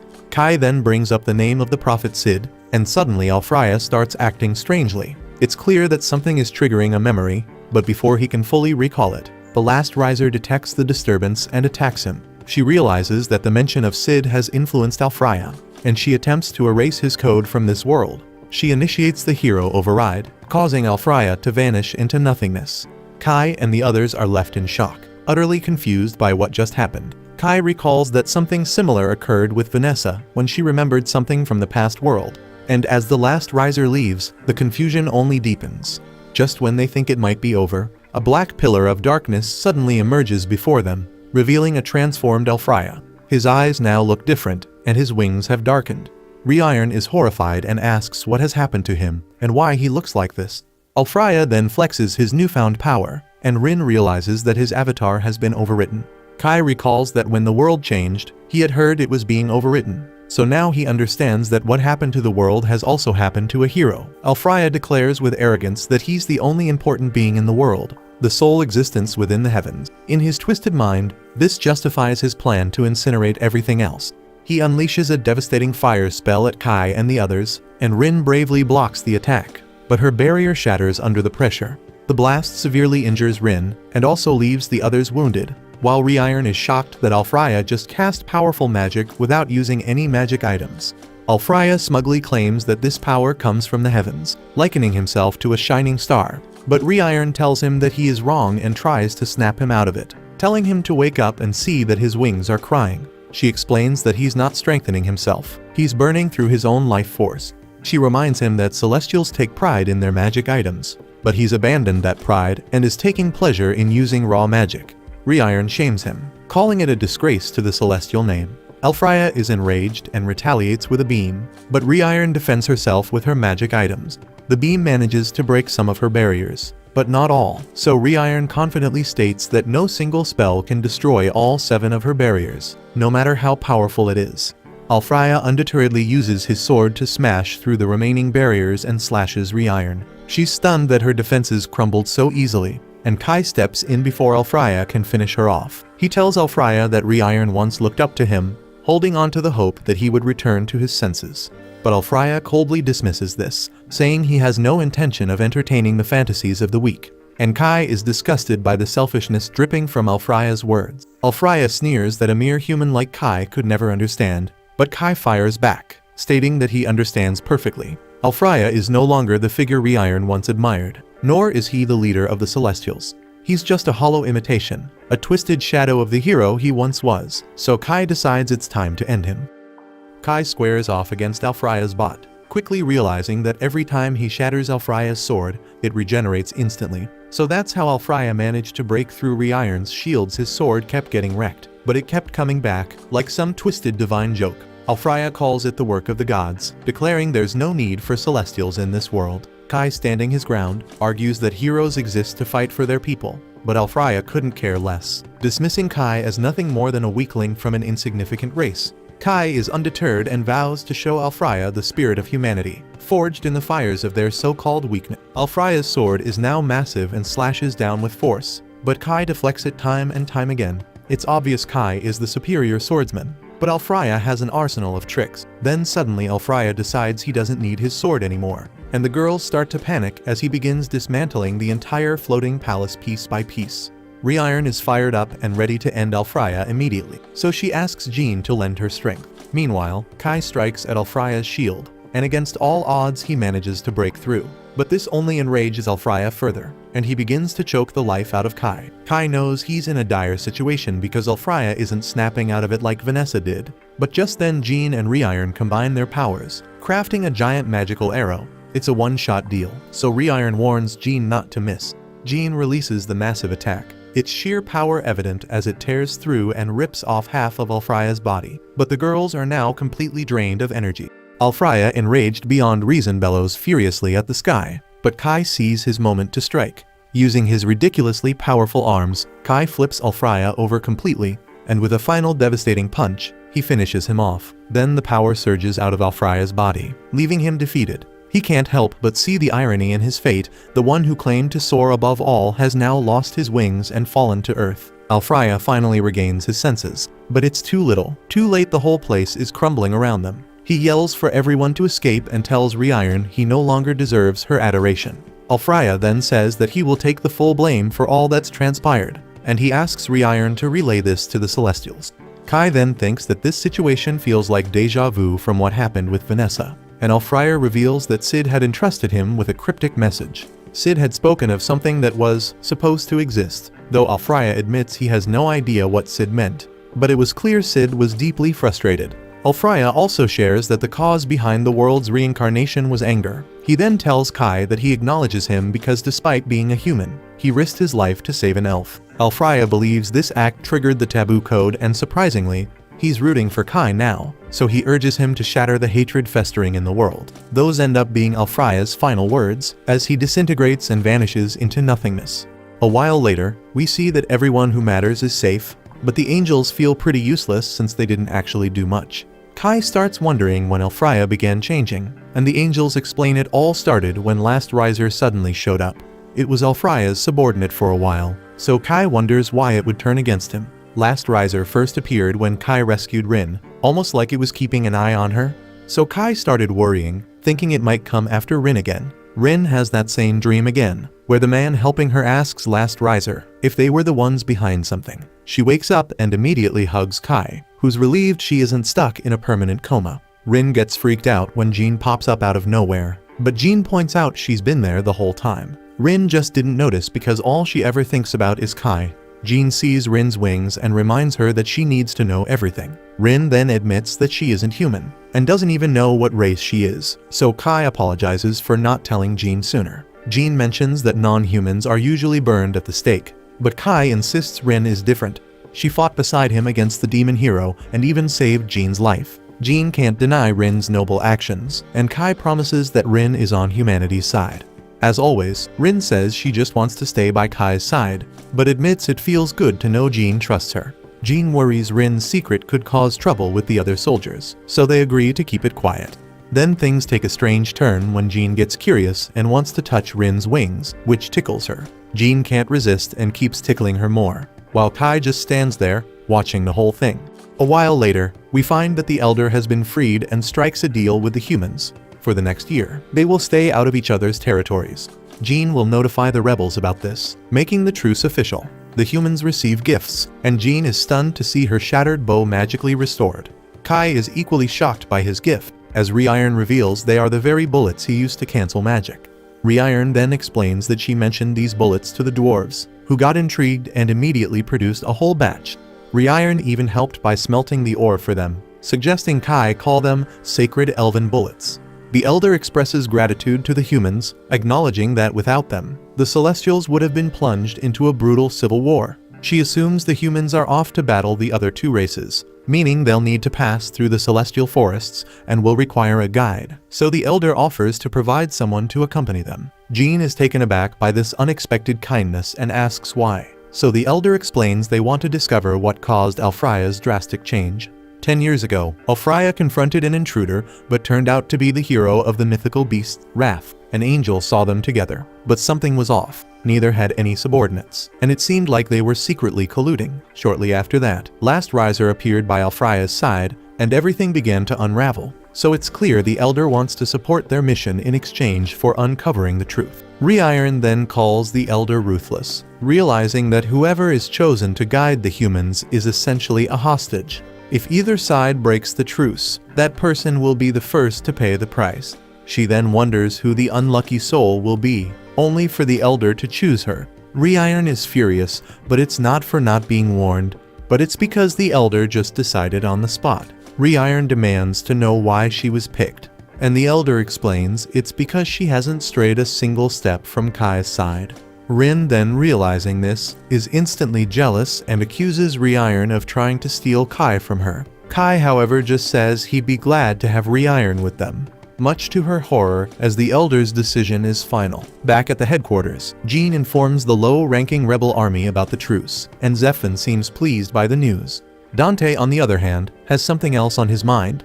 Now that humanity has managed to defeat both the demons and the Celestials, they won't be underestimated anymore. This means that all the tactics they've used up until now won't work going forward. The spirits and mythical beasts will see humans as a real threat, so the rebel armies must work together more effectively than ever before. Dante then brings up the commander of the Yulon rebel army, known as the Lion King Bamon. He's an old acquaintance of Phelan, who praises him as a great commander. Dante, feeling a bit touchy, assumes this means Phelan doesn't think he's a great commander and starts to get upset. But he quickly pulls himself together and explains that their surprise tactics won't work on the other races anymore. They'll need to go head-to-head in battle, and for that they need a solid alliance with the Lion King. Phelan decides to cut straight to the point, telling Dante that if he could drop his ego, he might become a leader for all of humanity. Dante quickly passes that role over to Jean, but she has no interest in taking on such a grand role, because all Jean wants is to end the war of the 5 races. Elsewhere, a shady red fox guy is meeting with the hero of the spirits called Kyoka. Both of them are frustrated to hear about the other hero's defeats, blaming their failure on a lack of vision. They had both half-heartedly resisted Last Riser and failed to keep her in check. The fox guy reveals himself to be Wrath, and things get heated fast. Kyoka accuses Wrath of lying about something, and Wrath coldly declares that it's time for the spirit race to vanish from this world. As soon as she hears his declaration of war, Kyoka takes off, but Wrath is hot on her water ass, chasing her down and delivering a brutal kick that sends her crashing down, then tries to stomp her into the ground. But Kyoka isn't having it and transforms into a blob of water, surrounding Wrath to suffocate her. Wrath, however, ignites herself in a fiery aura, forcing the water back. Yet that doesn't stop Kyoka. She snatches Wrath up and drags her through the forest like a ragdoll. Then, for good measure, she slams Wrath hard into the ground, leaving a crater behind, and it looks like Wrath is at a massive disadvantage. But suddenly Last Riser bursts out of Wrath's back, grabbing Kyoka by the face and attempting to execute the Zero Code. Kyoka realizes she's being jumped, but it's too late to break free from Last Riser's grasp, so she ends up exploding. Wrath, thinking she's just killed Kyoka for good, praises Last Riser for taking her down. Meanwhile, Kai and the others make their way into the forest, surprised by how wide the roads are. Rewritten explains these are paths used by the Okra. No one understands, so Rewritten clarifies she's talking about enormous hedgehogs that roam the forest. They're rarely seen, but they're 10 meters wide, love collecting gold rings, and could easily crush a car if they wanted to. Hearing this, Saki and Aslan exchange worried looks. Those hedgehogs could be a huge threat, but Rewritten reassures them, saying there's only a small chance they'll be squished, and this is the quickest route to the south, so they have to take that risk. Rin, however, isn't okay with it, not because of the hedgehogs, but because Rewritten is sitting up front next to Kai. Rewritten argues it's unavoidable since she's the one giving directions, and Kai agrees. They're passing her off as a representative from the EO Foundation to avoid the chaos that would erupt if humans discovered she's actually an elf. Rewritten adds that her clothes are enchanted with illusion magic, so as long as someone doesn't already know her, she'll appear just like any other human. Just then, Jean calls on the radio for a status report from Kai, and everything seems to be in order. She asks Rewritten how long it will take to reach the Yulon Foundation, and Rewritten estimates they should arrive in 3 days if they maintain this pace. So in the meantime, there's a good spot up ahead where they can set up camp for the day. Jean feels relieved that things are going as planned, but Fallen suddenly notices something strange and calls her over to check it out. They find a section of the forest that looks as if it's been eaten away by something, and Fallen suspects it might be the work of a mythical beast, but that doesn't make sense. They're still in the region of the EO Foundation, which is controlled by the elves. It seems the mythical beasts have begun crossing borders and invading other territories, which makes this journey far more dangerous. Back at the battle site, Wrath is combing through the splattered remains of Kyoka, and it certainly looks like she's dead.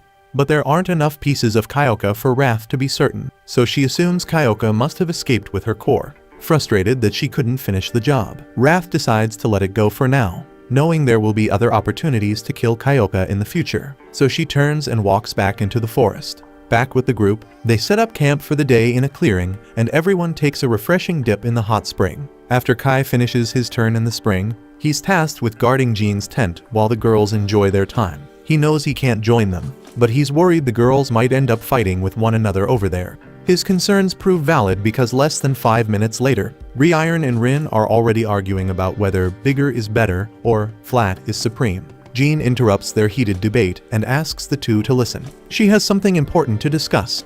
She explains she was talking with Kai about the code holder and the world reincarnation concept, and while he doesn't know many details, he's certain that the code holder wasn't made by human hands. Jean warns Kai that using it could be dangerous, but Kai counters that it's far more reckless for her to keep wielding elven weapons when they drain her life force. Jean acknowledges it's not ideal, but without it, she'd barely be able to contribute in fights, so she has no intention of giving up her weapon anytime soon. More importantly, they need to discuss Last Riser, which keeps appearing at critical moments. It severely wounded Alfreya and was even present when Kai fought Vanessa, but Kai has no idea what it is because there were no records of it in his timeline. And from what he's seen, Last Riser seems to be monitoring the heroes, attacking them if they hear the word Sid and start remembering things. Jean wonders what kind of relationship Last Riser has with the remaining heroes. There's no way of knowing whether it's subservient or hostile without facing the hero first, so they'll just have to keep fighting the heroes until they can put an end to the race war. Back in the present, Rewritten agrees that Last Riser is a serious threat, especially since it managed to change Alfreya, and they still know nothing about it, so they decide to stay vigilant for Last Riser whenever they are in a fight with a hero. But Rin is terrified at the thought of encountering Last Riser again. She doesn't know why, but whenever she sees it, she feels so paralyzed with fear that she can't move. Jean apologizes for bringing up such a frightening topic, but suddenly, they feel a violent tremor. Something is happening in the camp. Then we see two soldiers are confronted by a mythical beast and begin shooting at it, but their bullets have no effect. Kai arrives and identifies the creature as a behemoth, and without hesitation, he charges at it and fires a special bullet, which actually manages to hurt it. Phelan soon joins him, and together they maneuver around the behemoth, dealing damage. But it isn't enough to bring it down, so Phelan throws a flashbang to blind the beast and orders everyone to retreat. Kai is shocked that his modified Drake bullets didn't kill the behemoth. They were specifically designed for this purpose. This leads to a chilling realization. This version of the mythical beast is stronger than the ones from his world. As the girls return, Jean quickly orders the troops into formation to handle the threat more effectively. They need something far stronger to take it down, but they don't have any heavy artillery with them since they hadn't expected to face a mythical beast here. Phelan offers to buy some time against the beast so Jean can get the soldiers to safety, but Jean refuses to retreat and asks Kai if there's another way to defeat it. If they're going to fight both the beasts and the spirit heroes, they can't afford to be pushed back by an enemy like this.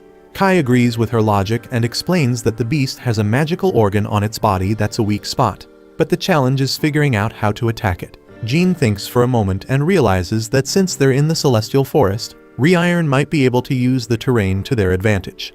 They then quickly devise a plan and begin luring the beast deeper into the forest. Once it's close enough, Phelan signals Kai, who releases paralytic mushroom spores, the same ones the elves used to capture Dante's team. The spores disorient the beast, allowing Rin to cast a massive lightning spell to stun it, and Kai leaps down and fires a point-blank shot at its head. But even after all this, the beast keeps advancing, trying to attack Rin, forcing Kai to step in and defend her. But before the beast can cause any more damage, Rewritten activates a teleportation circle beneath it, sending it away. She then smiles with satisfaction as she explains that the plan worked perfectly. The beast has fallen into a trap and is being burned to a crisp as they speak. Jean is pleased with their victory, but then she notices something bad happened to Kai, so her smile fades as she rushes over to check on him. Rin is standing over Kai, tears streaming down her face. He has suffered a severe wound to his shoulder from when he stepped in to protect her earlier, so she blames herself for him getting hurt. Kai then explains that the beast could still sense magic, so when Rin cast her spell, it locked onto her and tried to take her out, and there was no way he was going to stand by and let that happen, so his injury was inevitable. Rin hates seeing Kai like this. He's clearly in a lot of pain, but he's still more concerned about her well-being than his own, so he asks if she's okay. Rin assures him she isn't hurt, and Kai is relieved to hear that, even though he is far from alright. Jean and Rewritten then quickly come over to help patch him up, and they manage to get Kai back to camp for proper treatment. But while he is unconscious, he has a strange dream.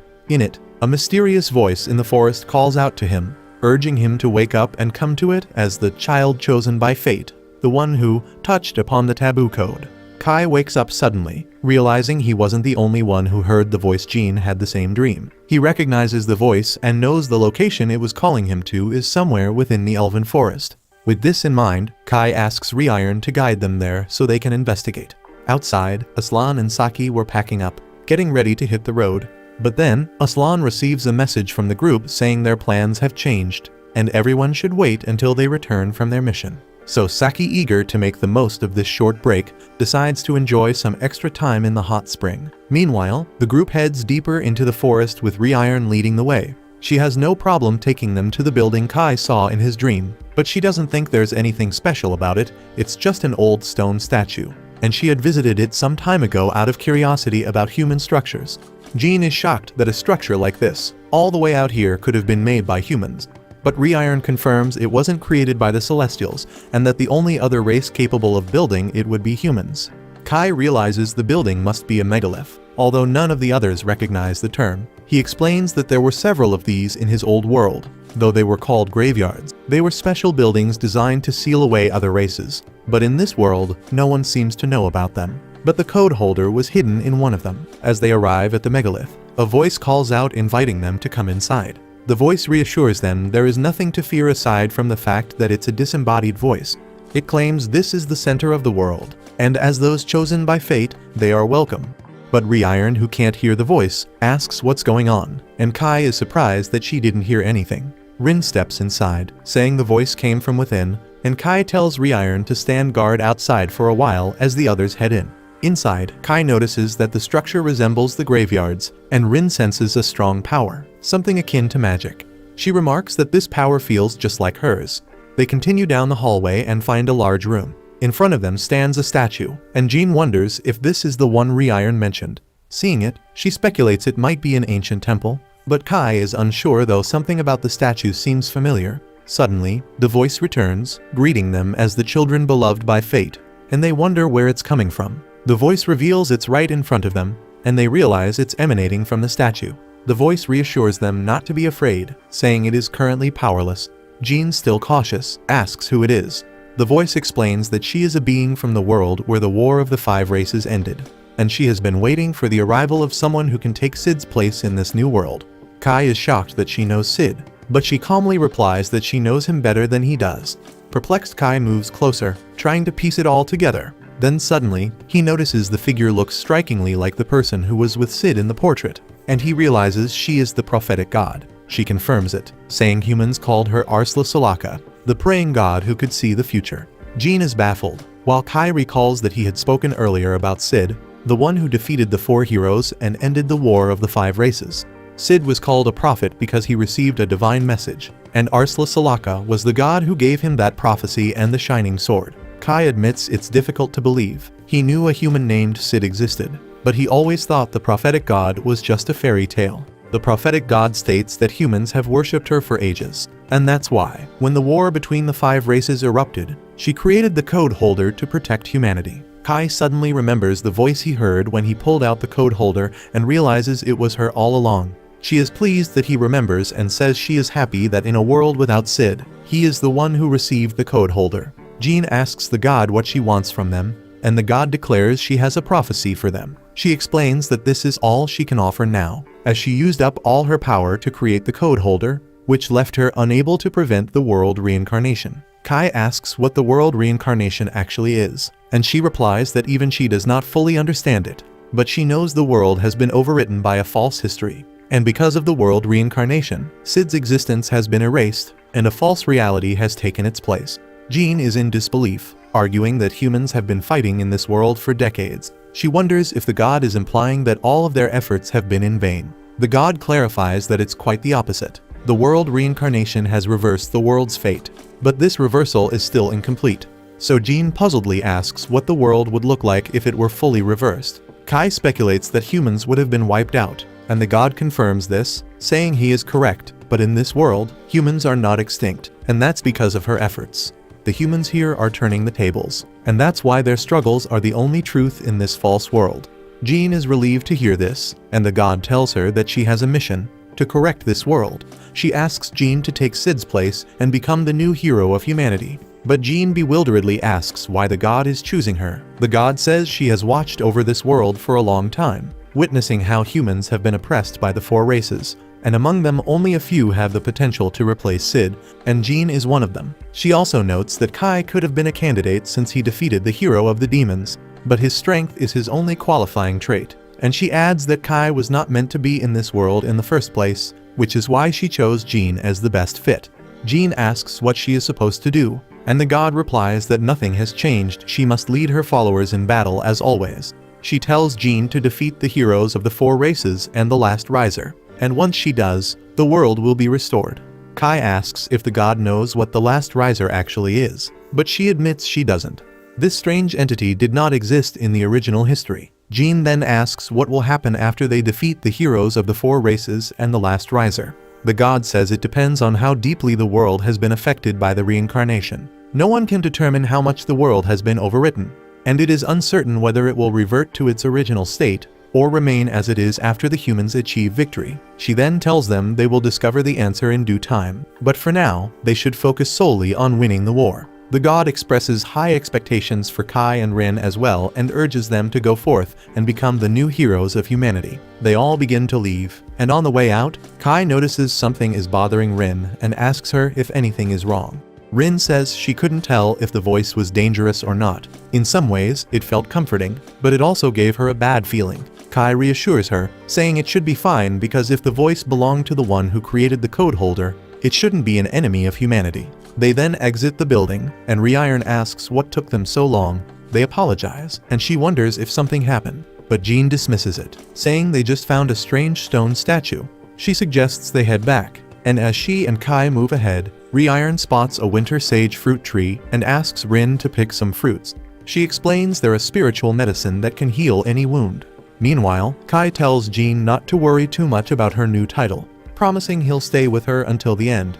He declares that they will end the war of the 5 races, and he'll do whatever it takes to make it happen. Jean agrees, saying the prophecy doesn't really matter, they have to do what they must. Hearing this, Kai remarks that Jean is the same in this world as she was in his old one. Jean still finds it hard to believe there could be another world besides this one. She asks him what kind of relationship they had in his world, and he replies that they were colleagues and childhood friends.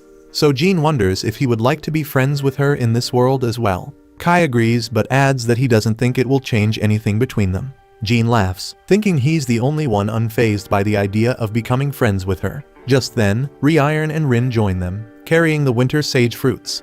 Later, they are seen traveling by car, and Rewritten has made some kind of juice for Kai using the fruit she picked earlier. Rin doesn't want Kai to drink it because the juice smells awful, and she fears he might die from drinking something so foul.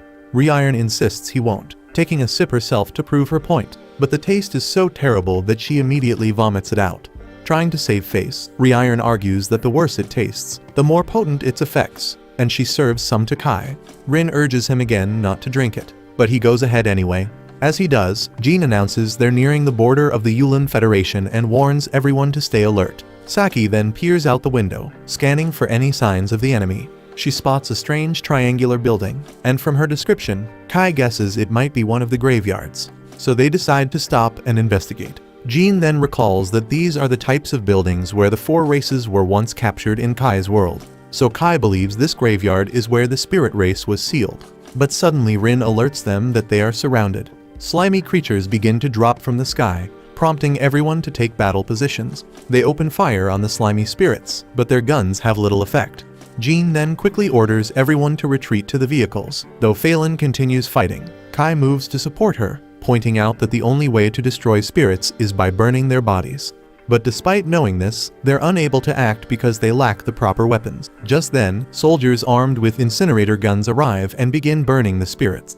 It becomes clear they are the resistance army from the Yulin Federation. As the remaining spirits merge into one massive entity, the resistance leader swiftly destroys it and then approaches, asking if the members of the Ursa rebel army are unharmed. The leader named Bomung then asks Phelan if she is alright and comments that it's been a long time since they last met. He greets Jean as well, and she thanks him and his troops for their timely rescue. Bomung then praises them for their courage against the spirits. Phelan tries to slip away from the conversation, but Bomung stops her, saying he isn't finished talking. Phelan says that she knows his tendency to talk too much, and rolls her eyes as his own soldiers chuckle at him. Just then, Rin warns them that the spirits are still lurking, and suddenly the spirits surround them with a bubble made of their own bodies. The soldiers fire at the barrier, but their weapons have no effect. Kai tries using one of his special bullets, but it also fails to break through. Rewritten points out that the situation is becoming troublesome, and she mentions that they don't know how elven magic might affect the spirits, so she hesitates to use it. But this gives Kai an idea. He then tells Jean he's going to create an opening and asks her to break through with everyone in one swift move. They all get back into the cars, and Kai fires through the sunroof. Aiming at the spirit barrier, the shot creates a gap, and they manage to escape. It turns out Kai used bullets that the dwarves had given him, and he is amazed by their potency. Balmung is impressed and comments that Jean seems to have an excellent subordinate, but she corrects him, saying that Kai is her friend, not just a subordinate. She then suggests they begin their strategy meeting, and Balmung agrees, though he mentions wanting to make a stop first. They arrive at a lake, and Balmung explains that they originally came here to investigate this area. He notes that this is the Grand Arc Plains, and that there wasn't a lake here before. Rin then informs them that this isn't a lake at all, it's actually a spirit. As they watch, the water begins to move and transform, revealing itself as Kyoka, the hero of the spirits, and with an evil look she declares that they are in her way. Kyoka then fires a high-pressure blast of water at Kai, forcing him to leap out of the way, narrowly avoiding being obliterated in one hit. Then without hesitation, Kyoka morphs the water into a massive wrecking ball, smashing one of the vehicles. Seeing no other option, Kai goes on the offensive, using his sword to slice Kyoka clean in half, and to ensure she stays down, he orders Balmung's soldiers to unleash all their firepower, and they immediately torch Kyoka's upper body. However, Kyoka barely flinches, and instead of struggling, she absorbs the fire and swiftly reforms her body. Calmly she takes a deep breath, prompting Kai to realize she's about to do something huge, so he shouts for everyone to get back.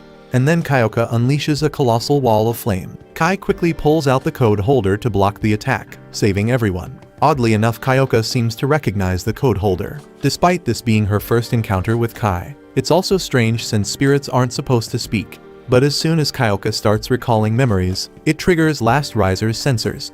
Now aware that Kyoka has made contact with the code holder, Last Riser is about to take action. Back on the battlefield, Kai is certain he heard someone speak, but spirits can't talk, or so he thought, so he confusedly tries to make sense of it when Kyoka interrupts, demanding to know why he possesses the code holder, an artifact meant for a specific human. But Kai, still grappling with the shock of hearing his spirit talk, even if she is the hero of spirits, presses her for information. So he asks if she's referring to Sid. Kyoka wasn't entirely sure at first, but once Kai mentions Sid's name, her memories flood back.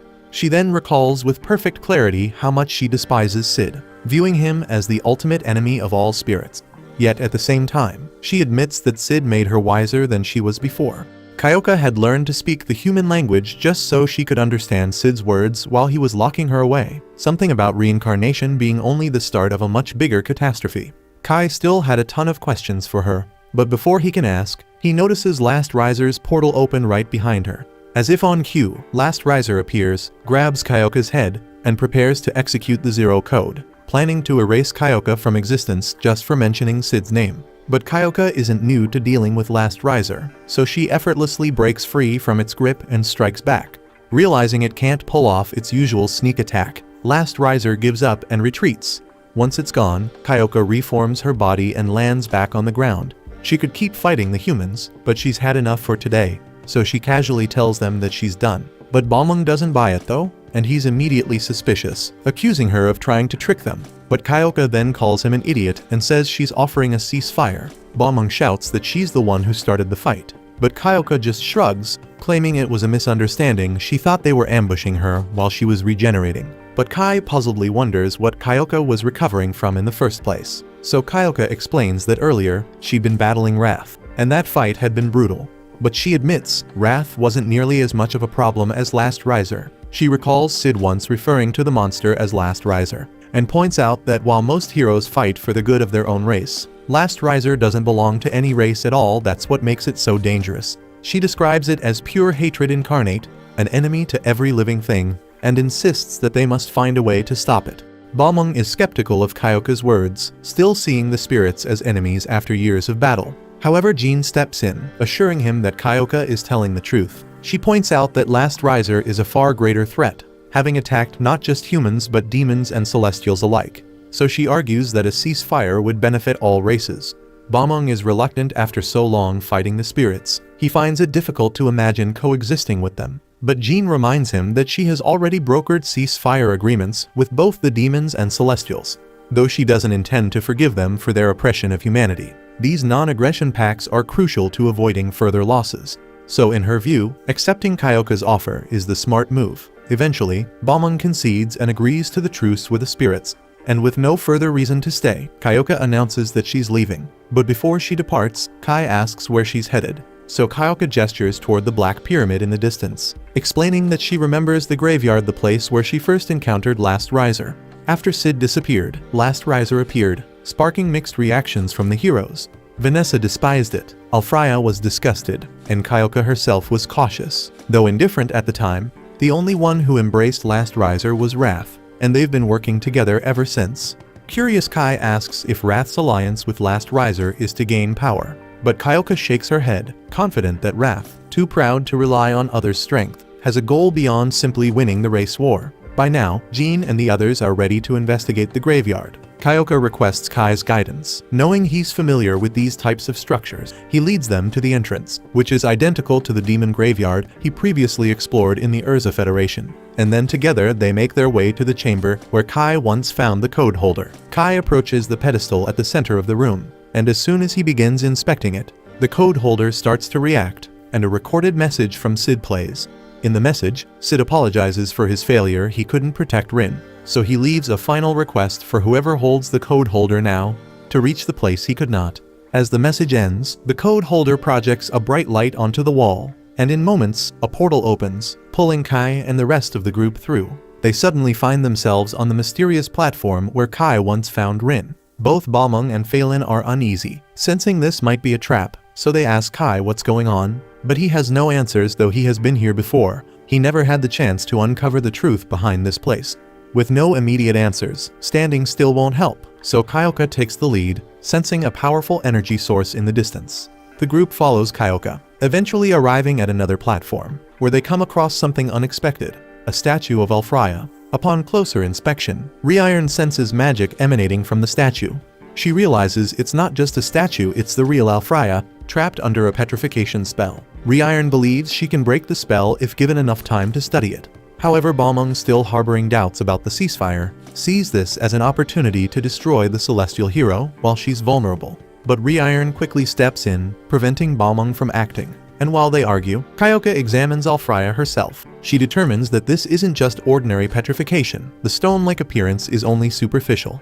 It seems more like Alfraya has been frozen in place, likely due to the Zero Code's effects. The presence of Alfraya's sealed body raises even more concerns, but things take a dangerous turn when Last Riser reappears. Last Riser, then detecting intruders, announces a defense protocol to secure Alfraya's sealed body.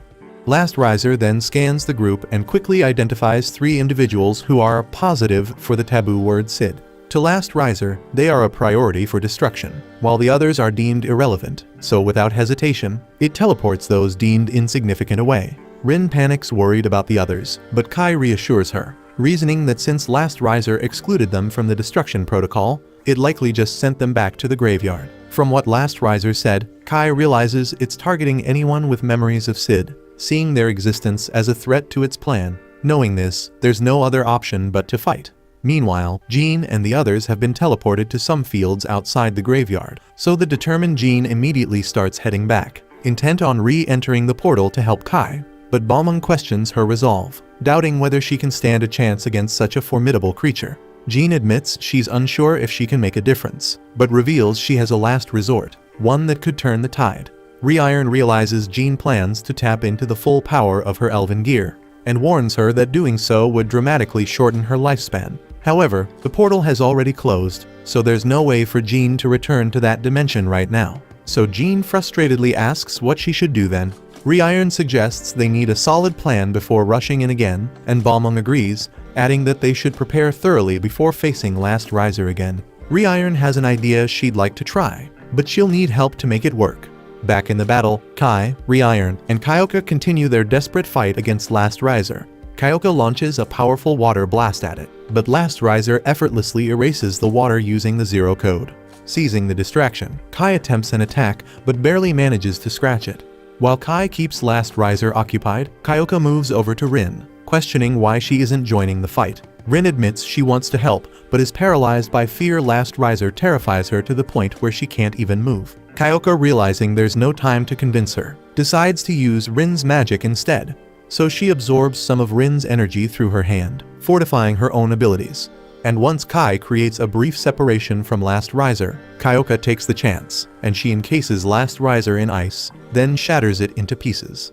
Kai is astonished by Kyoka's raw power. Her ice attack had seemed deadly enough to finish off Last Riser for good. However, to everyone's shock, Last Riser emerges from a portal, fully restored. Kai finds it bizarre that Last Riser could recover so easily from a seemingly fatal blow, especially when it had retreated so quickly during the earlier fight with Kyoka and Vanessa. This leads the group to suspect that Last Riser's ability to regenerate is tied to being within this dimension. Kyoka, now realizing they need to escape, asks Kai if there's a way out. He explains that the last time he escaped, he used the code holder to slash a hole through the dimension. Though Kyoka isn't thrilled about relying on the code holder, it seems like their only option. Then, before leaving, Kyoka grabs Alfreya, causing Last Riser to panic, so it's clear that Alfreya is a high-priority target.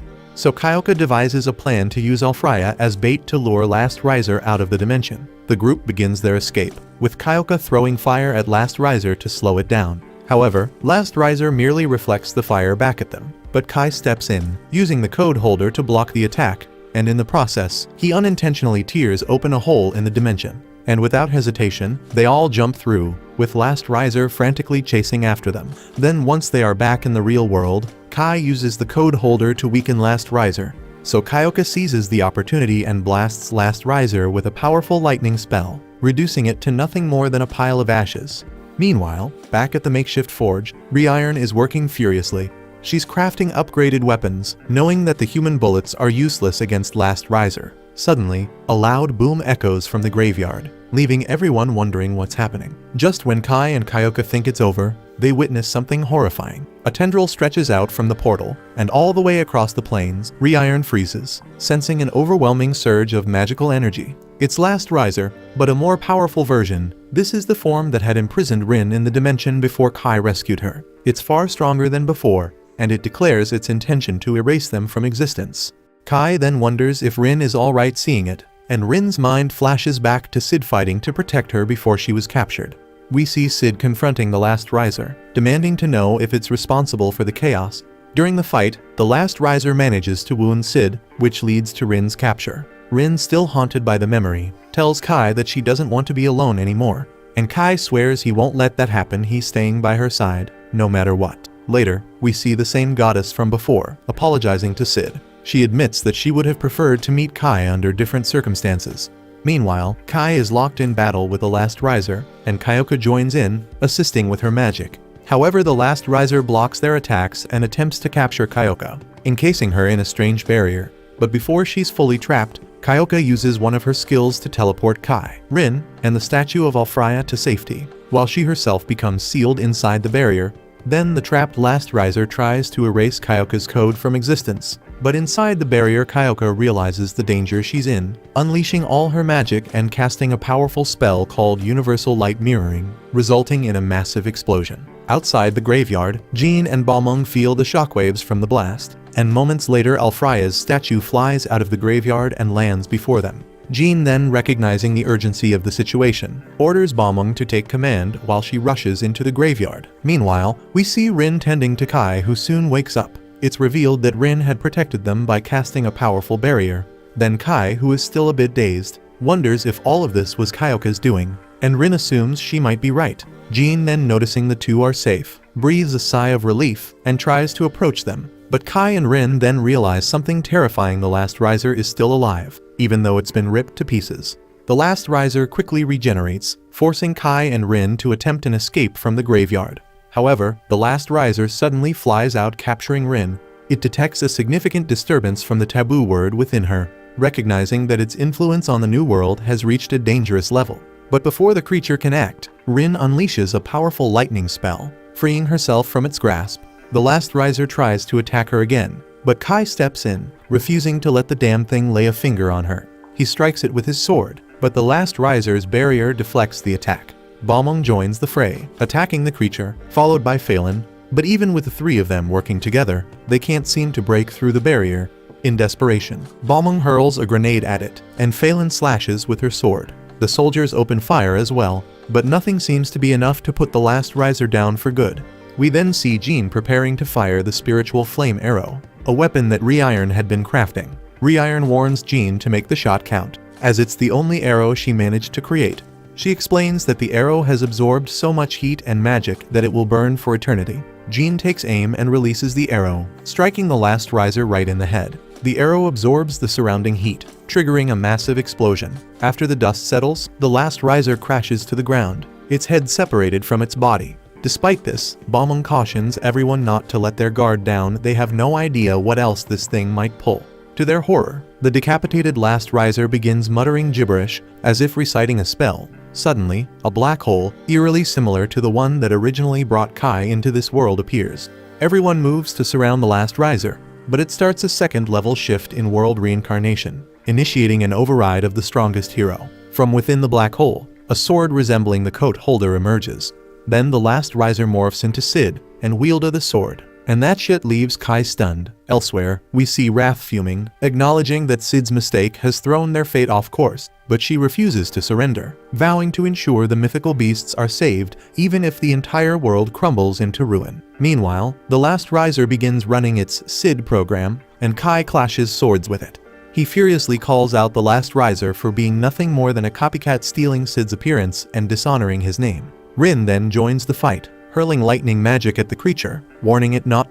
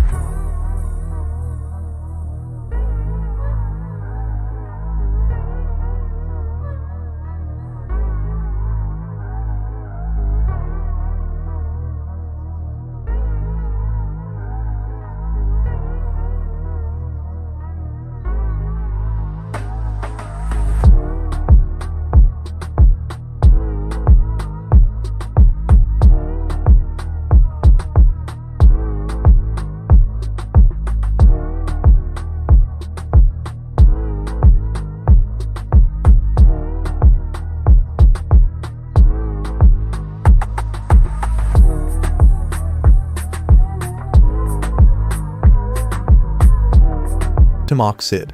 But in a sudden move, the last riser uses a dimensional gate to teleport Rin away. Kai then desperately demands her return as he presses the attack, but the last riser easily fends him off, driving its sword into the ground.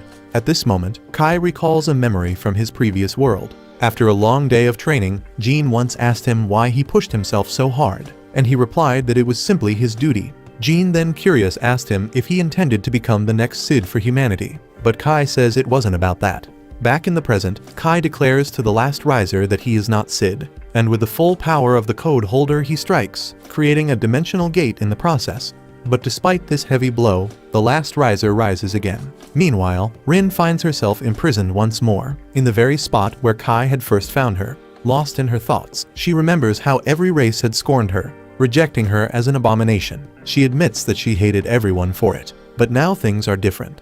Rin reflects that maybe she's starting to like people a bit more, and it's all because Kai is with her, so that's why she can keep fighting. Summoning all her strength, she shatters the chains holding her captive and leaps through the dimensional gate that Kai had opened. Meanwhile, the last riser attempts to close the dimensional gate, but Rin bursts out just before it seals shut. Kai is relieved and asks if she's alright, so she reassures him, saying she's fine and that she's ready to fight by his side. Kai then points out that the last riser only copied Sid's powers, not his spirit, and shoots the fake code holder, shattering it into pieces. With confidence, Kai declares that he's the one who truly inherited Sid's will. He then charges at the last riser with his sword, but the creature blocks the attack and swiftly disarms Kai. The last riser counters, launching an assault on Kai, but he skillfully dodges every strike. In response, Kai attacks using his martial arts skills, landing a solid hit. Just then, Rin throws his sword back to him, and Kai catches it, using it to parry the last riser's next blow. His sword then begins to glow, radiating like a rainbow, so the last riser snarls, claiming that fate cannot be altered and that world reincarnation will continue no matter what. But Kai, deflecting its tentacles, replies with defiance that he doesn't believe in fate, and its resolve that changes the world.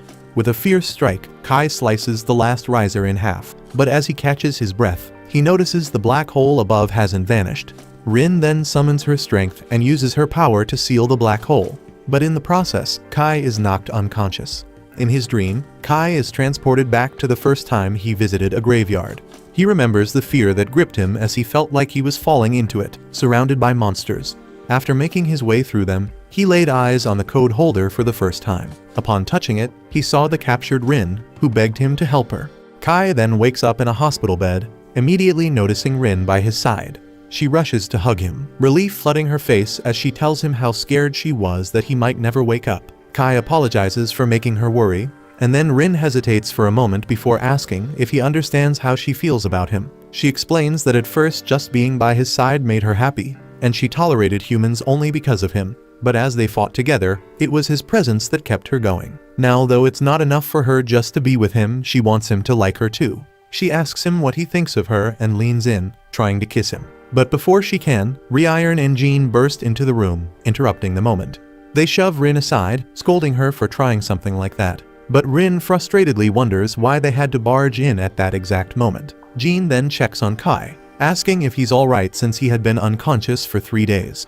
Rewritten explains that after he defeated the last riser, he suddenly collapsed. Jean tells him that she immediately brought him to the Yulun Rebel Army's hospital, adding that Rin woke up within a few hours, but Kai remained out cold. Despite everything, Jean is relieved to see him awake, and Rewritten agrees. Rewritten then turns to Rin, accusing her of taking advantage of Kai the moment he opened his eyes, and Jean backs her up.